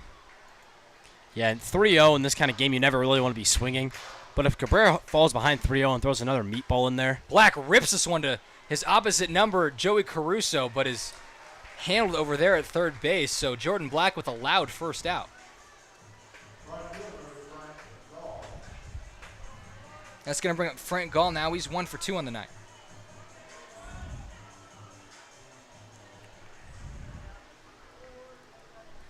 Gall didn't play in the first playoff game against Carroll, but he's played both so far against the A's. It begs the question for what we might see tomorrow. Easton Bruce, the odd man out tonight. Him, Gall, and Bodenhausen have kind of been rotating around for that, the two corner outfield spots. McCollum's man down center field. It's hard to take out Bodenhausen as well, though, as he's 2 for 3 on the night with a 2 RBI single. I mean, Gall hitting over 320. He has a hit tonight. They're both playing fantastic, and so is Easton Bruce. Just tough decisions all around. If you were to argue anyone coming out of the lineup, it would probably be McCullum, but I still wouldn't take him out. He's just got a great glove in center. He just hasn't been the hottest at the plate in this Meek League playoff run. I mean, he came up about 5 feet short of a 3-run jack, 2 innings ago. So even him, and with his defense, you just need him in center field. Here's the 3-2. Gall chops this one to first base, and it's just foul. Misplayed by Drake Cobb as Frank Gall would have been standing on second if that ball stayed fair. Well, Cobb, although it's a foul ball, he played that like it was a fair ball. And what he should have done is just body it up. That's just a tough play to use just a glove. It's going to be one of those in-between hops that we've talked about tonight. And when you have the time at first base, just get your body in front of it, knock it down, and you have your pitcher waiting for you. Gall going to foul this one back. We'll do it again at 3-2. Damian Cabrera, he gets right back on that mound. He's working quick. A lot of relievers like to work quick. They don't have to pitch too many innings. They don't need to save any stamina. They like to go right at you. Change up just touched by Gall, and it got the catcher Tucker Gibber, as the A's really don't have much help at the catcher position. As let's hope he's okay, or else I don't even know who they would turn to. Yeah, Lindsey and Henderson both banged up. You hope he's all right. I think a lot of guys know what that feels like to get hit there, and especially as a catcher, that's a really tough one. Yeah, Schrack feels for him, offers him a bottle of water, but it's all right. He shakes it off.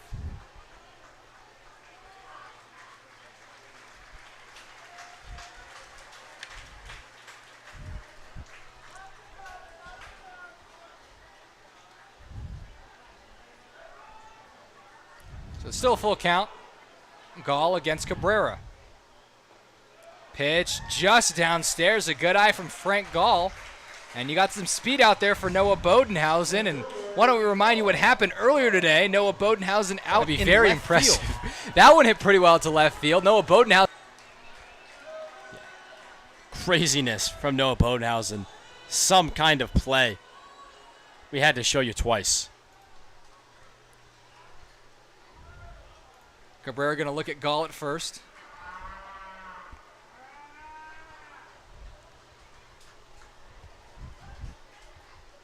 Bodenhausen with a bunt really close in front of the plate.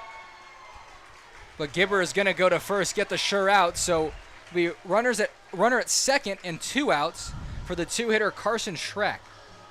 And as little as Gibber's done at the plate so far in this series for the A's, he's really impressed me already with his defense. I mean, that's a tough play.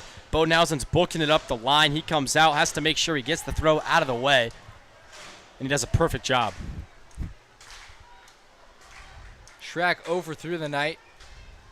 Reached on an error in the 5th inning. And Schreck can't believe that call. The reason Cabrera got that call is because they were wanted it outside. Gibber was set up out there, and Cabrera painted it. And so even though it was a couple, maybe centimeters or inches off the plate, Schreck's going to have to live with it. Hittable location, fouled off to the left. It'll be 1-2.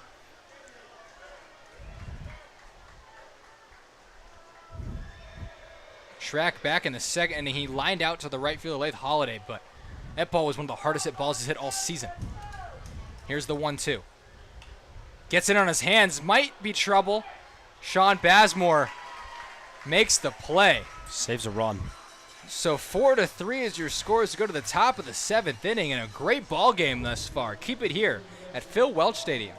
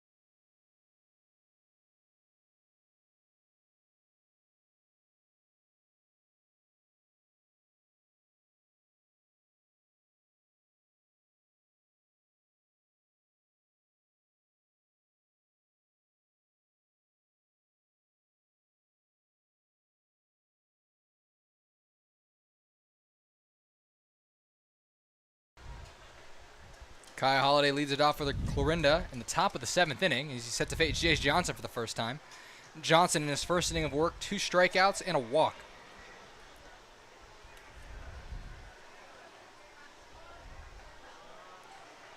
Even in the count 1-1. Well, Johnson looked good tonight like he has all year long, and as he throws one by Holiday, wow, he's upset. He did not get hit by that Kai one. Holiday, one of the fastest guys in the league, and he would almost have tried to back out to get hit by that pitch. And when you're down 4-3, it's probably a smart play to let that hit you. And I think instinctually he just tried to get out of the way. Yeah, and the minute that ball got by him, he was really upset with himself. You don't see a player get physically upset. Part of that might be we met his father earlier, a football coach. So I'm sure Holiday, he probably played some football growing up. He knows how to take a hit. Also, with Jace Johnson not being the hardest thrower from that slot and would have got him right in the thigh, if you were going to get hit by a pitch, that's probably your perfect scenario. Nice play by the fan out there. I mean, we've had a lot of good moments, but you've had a lot of good fan breakdowns this year. He was right to him. There's not really much to break down there. He just stood up from his seat and made the play. This one grounded to short. Going to be a tough play with Kai Holiday's speed. Mason Holder with a strong throw.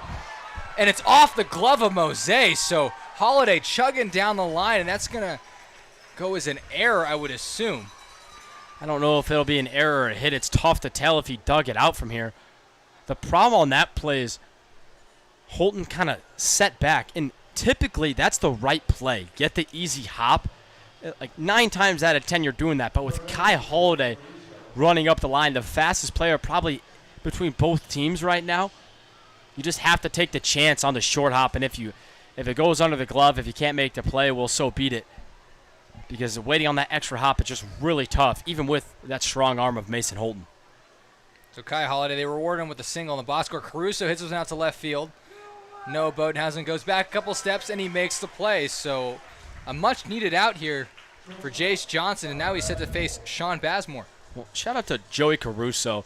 We gave him a little bit of hate, I already mentioned, but he really has looked good tonight. All of his swings, he's been barrel on ball, lefty or righty.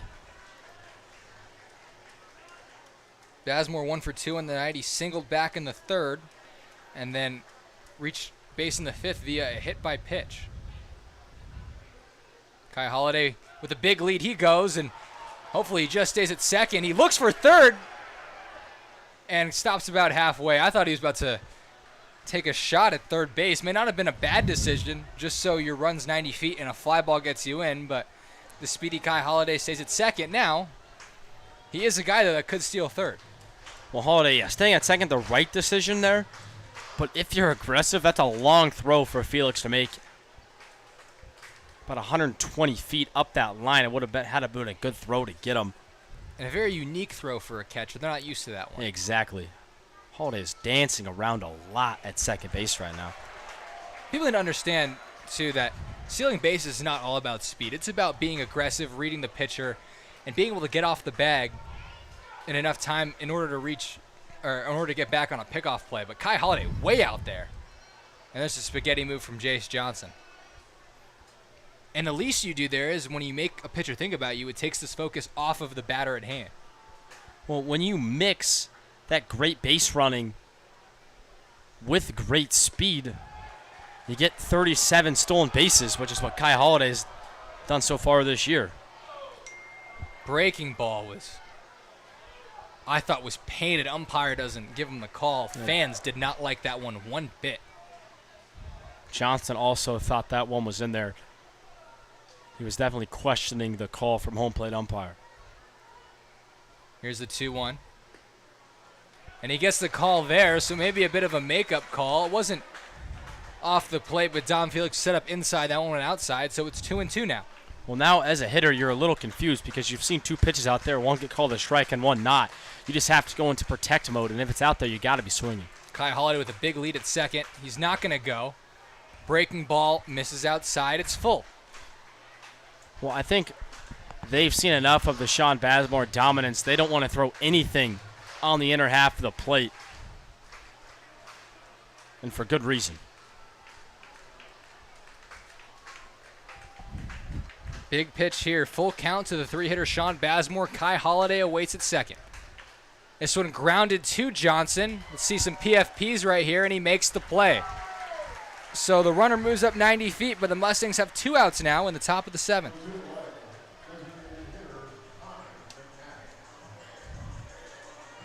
That'll bring up Connor McNatt, who's 1 for 3.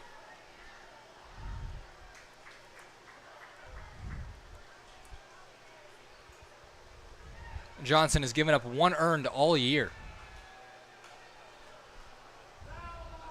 And that one fouled off. Yeah, now would not be the best time for run number 2. You hope he's able to lock it in, keep this lead in the Mustangs' hands.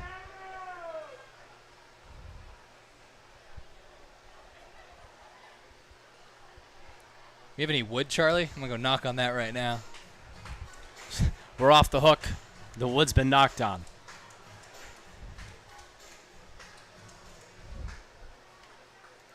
Here's the 0-1.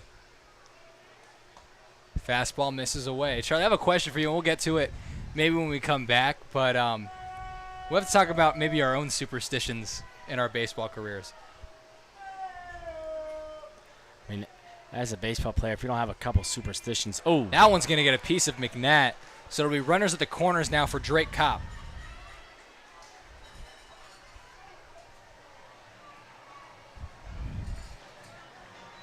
Cobb 0 for 3 on the night.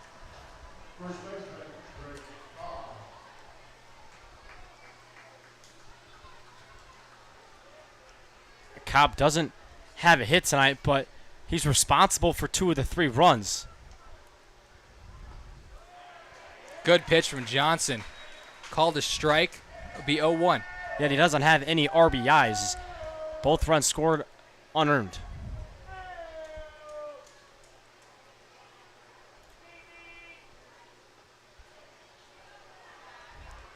And Out. for Dominic Felix, with a pitcher like Johnson who loves to live outside in the dirt, you just have to really settle in and make sure you're aware of what's coming. Mentally prepare for it before it's even close to being out of the hand from Johnson, because you cannot allow any ball behind you. Pitch upstairs, and it's 2-1. Kai Holiday, a burner at third base.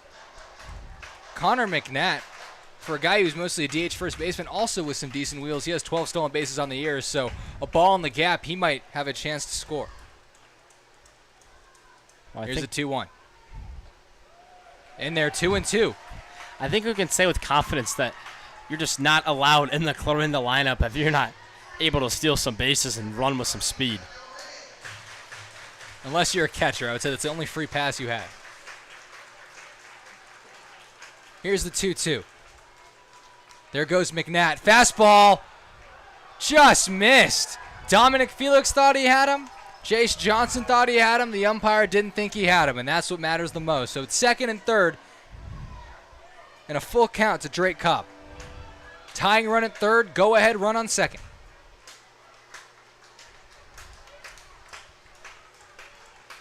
Big pitch for Johnson right here. Here's the full count offering. Fastball. Called strike three. Johnson gets out of it, leaves two guys in scoring position. Yeah, Johnson fires it in there. Cobb, taking just one too many close pitches, finally gets himself rung up. So the score is 4-3. So we head to the bottom of the seventh inning. It's seventh inning stretch time here at Phil Welch. Don't go anywhere on the broadcast.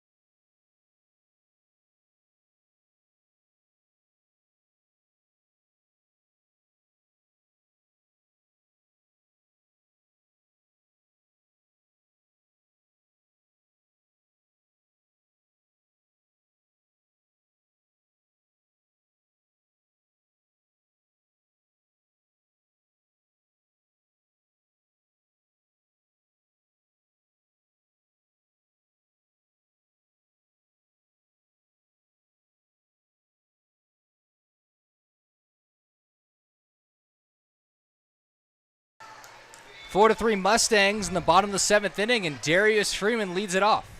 He's set to face Damian Cabrera, who worked a scoreless sixth inning. First pitch fouled off to the left.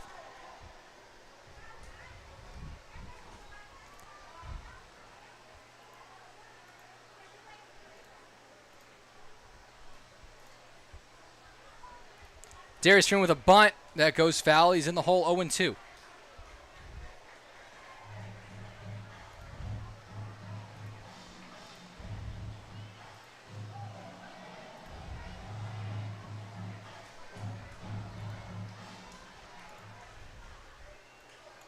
Here's Cabrera's 0-2 pitch. This one off the end of the bat coming in is Kai Holiday.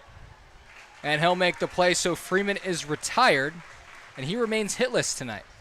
And not very Darius Freeman-like with how good he's been all year. That's going to bring up the hottest bat in the Mustangs lineup, Jeter Mose. A perfect 7 for 7 his last 7 at-bats at Phil Welch. Fastball on the corner for a strike.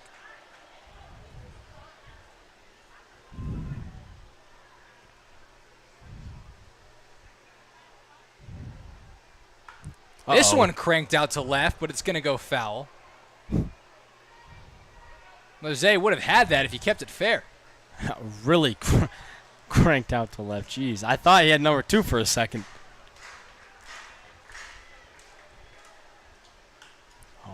And that's where the streak will probably end. That one flared out to Lath Holiday. So Jeter Mose with a excellent homestand, as he is 7 for 8 in the playoffs at home. Mose, a player who just loves to play here at Phil Welch. That's going to bring up Dom Felix. He is hitless tonight. And he's up in the count 1-0. And it's only a matter of time. I mean, I don't know the last time we had a night at Phil Welch where both Freeman and Felix went hitless. Felix hits this one out to left field. Tyler Macon goes back a couple steps, and a very quick inning for Damian Cabrera, as the score remains 4-3 as we go to the top of the 8th inning. Keep it here at Phil Welch Stadium.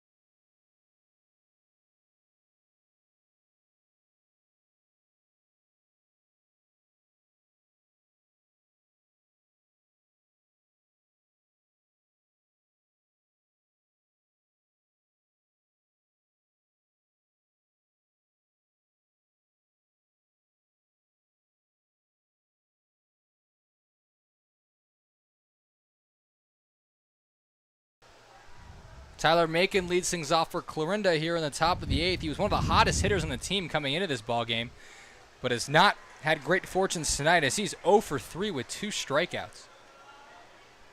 Macon was a guy the first couple times you saw him batting under the 300 mark, probably closer to 240, 250 if anything, but has had his average skyrocket to 358 coming into this ball game.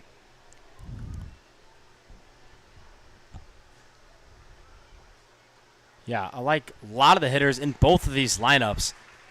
Just down the second half, the final stretch of the season, they have really heated up.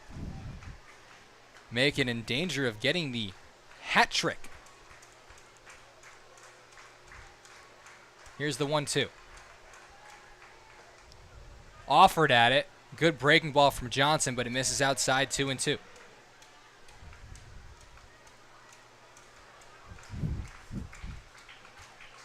Bronco Witt is ready if the Mustangs need him. Here's the 2-2 from Johnson. Breaking ball ground to Holton.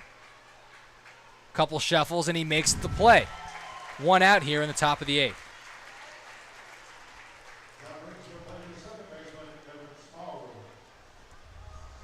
Evan Smallwood 0 for 2 on the night with a strikeout and a walk. And the A's are down to their final 5 outs tonight. Yeah, this game has really flown by. So we're already in the 8th inning. It's really crunch time for the Mustang relievers. Since the 3rd inning, it's been almost all zeros. Mustangs with a run back in the 6th inning, or excuse me, the 5th inning. But since then, it's been all zeros. A lot of fireworks early, but since that Mose smash, we haven't had a lot of action. It's been a pitching duel. Jace Johnson has pitched 2 1/3 innings and would love to finish this one here for the Mustangs. Smallwood grounds this one to his coach, who makes the play. Coach E really showing off the Goes hands. to Black and then goes back to Johnson. So score that a 10-5-1. 10-5-1.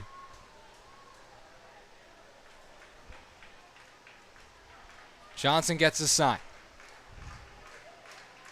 Breaking ball. Called strike 3. He is rung up. Slider caught the corner. Yeah, Dom Felix knew it before the home plate umpire did. Great pitching from Johnson. Great job making that one look pretty. Put it on a platter. Dom Felix did. That's the 4th strikeout for Johnson tonight. And he's set to face Lath Holiday. And he gets ahead of him.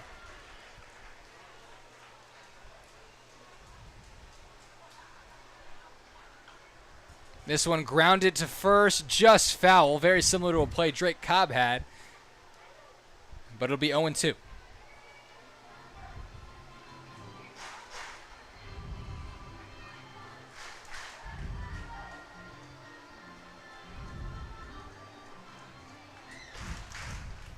Here's the 0-2. Johnson hoping for a second K of the inning.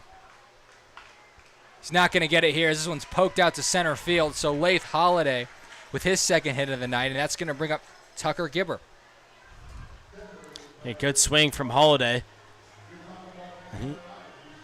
Just nothing too much to say. Just hard line drive up the middle, and as a hitter, that's a lot of guys' approach. Just hit something hard up the middle, and that's exactly what Holiday did. And Johnson did what he wanted to do. Ran that fastball in on the hands. Missed the barrel of the bat, but he muscled it out to center field. Tucker Gibber 0 for 3, but has not recorded the taco strikeout these fans really want. So this is Johnson's 3rd inning of work. And as a reliever, you have to wonder how much longer is Johnny Coy going to let him go? How much longer of a leash? This one hit hard to Schrack, speared on a hop, and he makes the play. So Go. Jace Johnson, fire me up one time. As he struts off the mound after 3 shutout innings. Scores 4-3. The Mustangs hope to get some insurance in the bottom of the 8th. Don't go anywhere on the St. Joseph Mustangs live stream.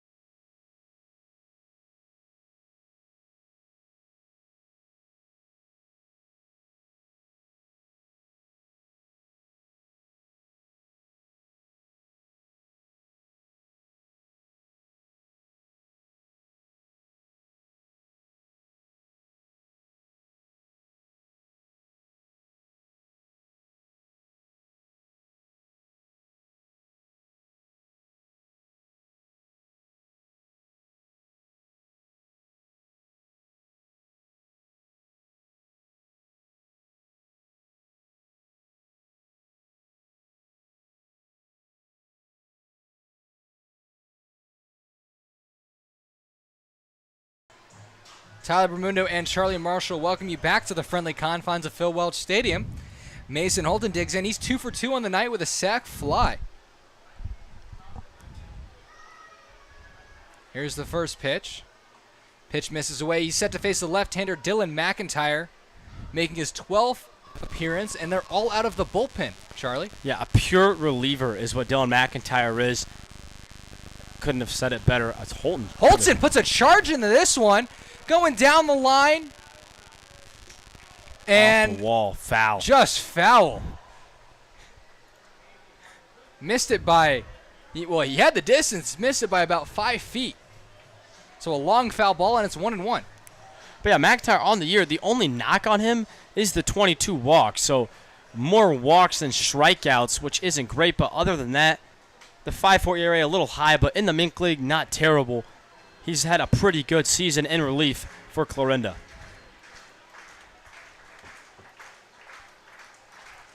Holton does have a home run on the year. Does have the power for it. And he might do it right there! Mason Holton, goodbye, shalom, and sayonara! 5-3 Mustangs after an absolute rocket off the bat of Mason Holton. A pure moonshot into the night sky here at Phil Welch. Mustangs get a little bit of insurance here as they can breathe. 5-3, so Dylan McIntyre comes out of the bullpen and gives up a shot to Mason Holton. And you know that feels good for Mason Holton. Struggled a little bit in the field the last 2 games and makes up for it all with just one swing. That ball was way out. Mason Holton, I mean, you talked about a moonshot. He had a chance to bat flip, take 5 shuffles, and that ball still didn't land. So Damian Cabrera threw to 7 batters and retired 6 of them before McIntyre. But McIntyre gives up a shot. That's going to bring up Trevor McCullum, and he just missed a home run his last time up. Yeah, McCullum's looking to replicate what we just saw from Mason Holton. And again, the shot from Holton, and we have 3 Clarinda A's sprinting to the bullpen. Be a 2-1 count now to McCullum.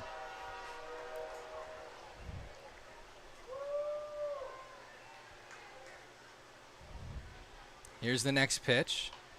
McCullum fouls it off to the right, so into the dugout. Heads up over there if you're a Mustang. So the last 2 times the Mustangs have faced Clarinda at home, they've hit 2 home runs in each of those games, so 4 home runs here. I'm ready for 2 more tomorrow. Sounds like a plan. McCullum takes strike 3. Barking at the home plate umpire. Yeah, no warning given. Really can't blame McCullum for being upset. That pitch, probably a ball length off the plate on the outside corner. McIntyre went with a breaking ball, tried to backdoor him and gets rewarded, but McCullum doesn't like it.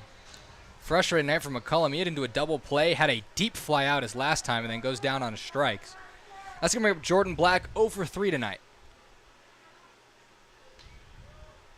Fastball misses away.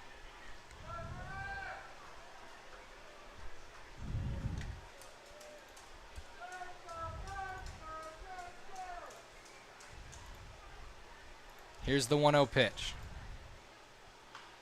Black grounds this one through the 5-6 hole. Jordan Black with his first knock of the night. And he'll be on first for Frank Gall.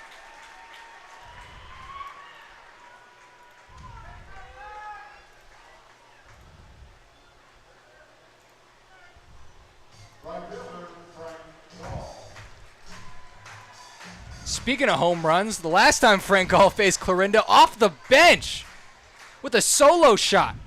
Yeah, went off the bench, put one off the party deck tarp.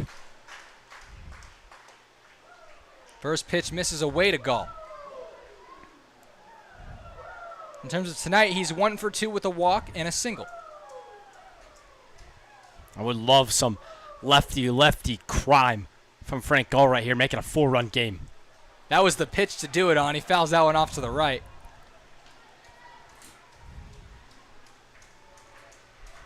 It's also worth noting the attendance tonight, 2,612. So not a bad turnout for a Friday night, but if we do make it to tomorrow, Charlie, I expect many, many fans here. Fastball mishandled by Tucker Gibber, and Jordan Black moves up to second.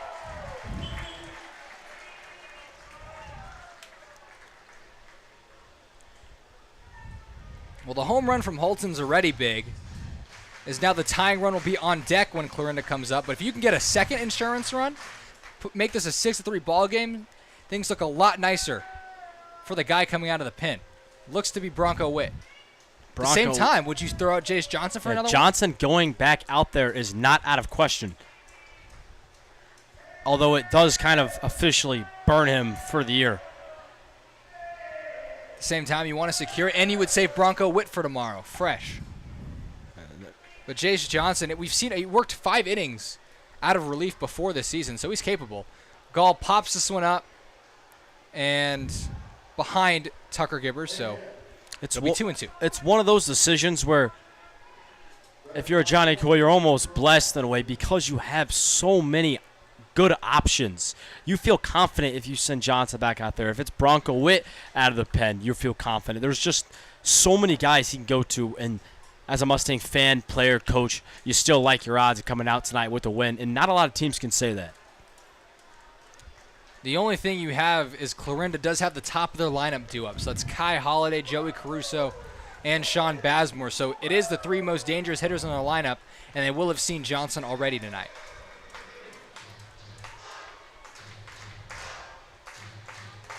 Here's the full count pitch from McIntyre to Frank Gall. Up and in, ball 4. Mustangs now have first and second for Noah Bodenhausen, who's 2 for 3 on the night.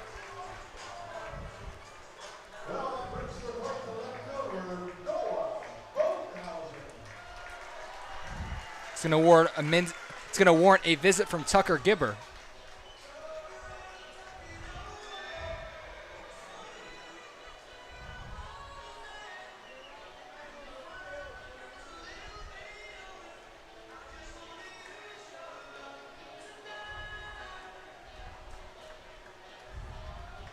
The Mustangs winning this game 5-3, but 3 of their biggest bats have gone hitless tonight. Schrack, Freeman, and Felix. Yeah, an odd night where the rest of the order has just picked up the Mustangs, typical powerhouse hitters. Mason Holton, Jeter Mose leading the charge, both 2 for 3 with a home run. 3 for 4 with a home run. This one grounded up the middle. Could be 2. Smallwood to Bazemore to Cobb. So McIntyre, after the mound visit, gets out of it, but the Mustangs do get an insurance run. 5-3 is your score. We go to the top of the 9th. Mustangs 3 outs away from forcing Game 3 here in the championship.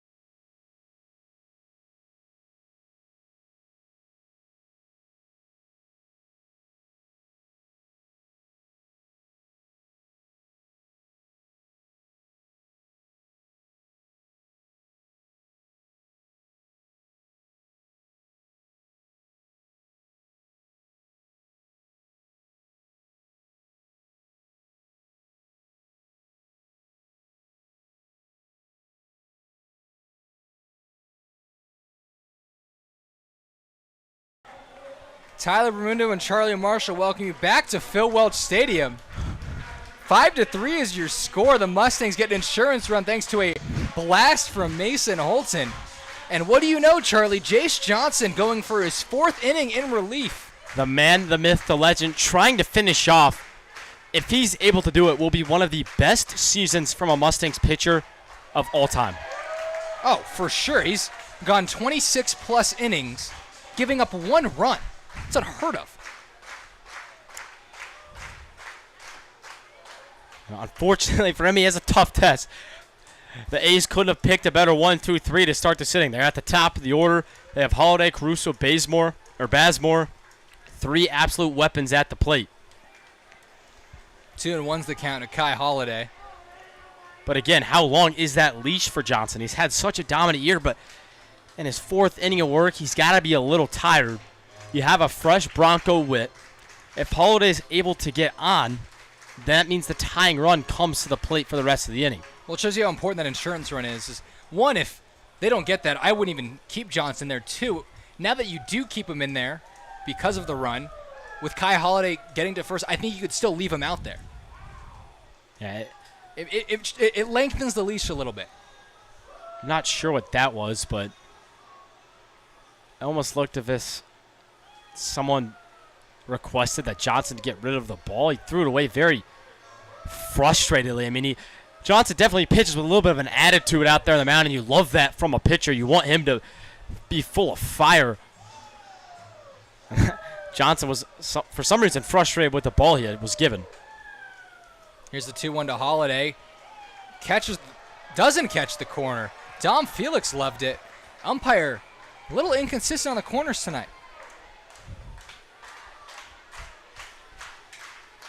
Here's the 3-1 to Holiday. That one in there doesn't really differ from the pitch before, but anyway, it's 3-2.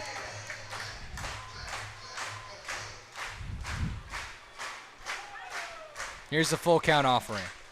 This one lined to right field. Kai Holiday, 3rd hit of the night. What else can you say about the kid?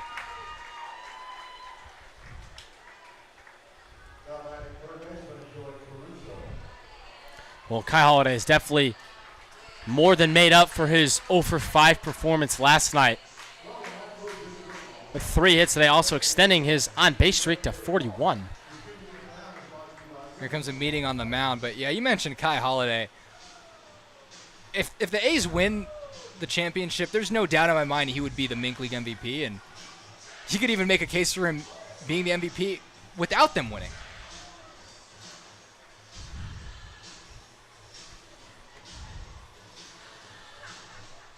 Let's look at the playoff picture. One sec. That's not updated, but overall, an electric playoff run for both teams so far this year, wouldn't you say? Yeah, I would. But at the same time, this is the matchup we've seen develop over the last month. Both teams emerged as the top 2 teams. The Mustangs have been the number 1 team the entire year, but Clarinda with a big surge as once they started losing players and playing their same starting 9 almost every game, they were almost unstoppable. They had a stretch where they won 16-17. Something that's worth to note, Jace Johnson's dad is a coaching legend for the Mustangs, Matt Johnson. So, already one Mustang legend in the family, and again, Caruso hits this one up the middle. Holton goes to his feet, and it's off the glove of Shrek. That's going to change the momentum entirely as they had a chance to turn 2, let the Mustangs breathe, but now the tying run for the A's is at first. Let's see what Johnny Coy decides to do here. Well, he's standing at the top of the dugout right now. He's looking at him, and he's giving Johnson the go-ahead. He's letting him throw to Bazemore, who's a dangerous hitter. The A's only have 4 home runs on the year, but Bazemore has one of them. He hit a shot off Aaron Harrington a couple weeks ago to left field. Bazemore looking to bunt. Now, I understand it with the situation. You have the tying run at first, but this is a top 2 hitter on your team. Well, I get the bunt situation. What I don't get is why Bazemore's leaving the box. You're either bunting as a sacrifice, giving yourself up, or swing it. Don't try and bunt for a base hit and book it out of the box and sacrifice the bunt. And now that puts you at a disadvantage as he chases a pitch, and it's 0-2. Well, now he's swinging. No doubt about that.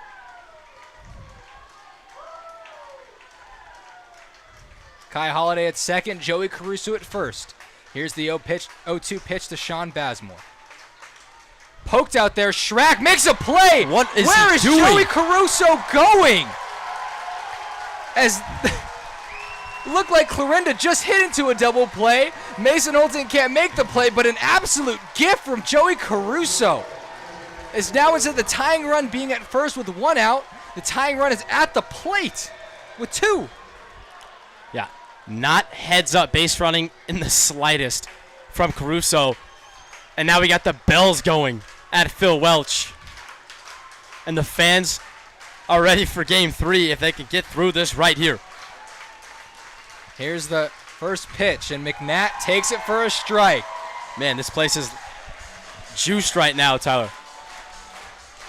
And the Mustangs have gotten more fans in the past, but it's never been alive like this. I can only imagine what Saturday Night Baseball will look like. That one off the glove of Felix. Doesn't really matter. Kai Holiday's run means nothing now at third base. Well, how big is that Mason Holton home run right now? Even if Johnson gets McNatt out right here, ends the game, they win by 2. The pressure everyone's feeling for the Mustangs, if that's the tying run, is off the charts. Everyone's still able to relax. The tying run not on base yet. And so Holiday, again, like you said, doesn't really mean anything. Here's the 1-1. Fouled off. 1-2. The Mustangs 1 strike away from surviving here at Phil Welch. Well, you know what they say. In the playoffs, survive and advance. And right now, the Mustangs are just 1 pitch away from advancing to Game 3 of the MINK League Championship. 1-2. Jace Johnson to Connor McNatt. Here's the pitch. Swung on and missed! Jace Johnson! 4 innings out of the bullpen. He's fired up, and we will see you tomorrow night at Phil Welch. 5-3 is your score in Game 2 of the championship. An absolute thriller. Wow, Charlie. Yeah, Johnson dealt in relief, and that was the difference maker tonight. Props to the bats for the Mustangs. Did it when it mattered most. Able to get just enough as they advance by the skin of their teeth. The stage is set. Clarinda, St. Joe, 7 o'clock tomorrow, but don't go anywhere as Charlie and I will have the post-game show after the commercial break.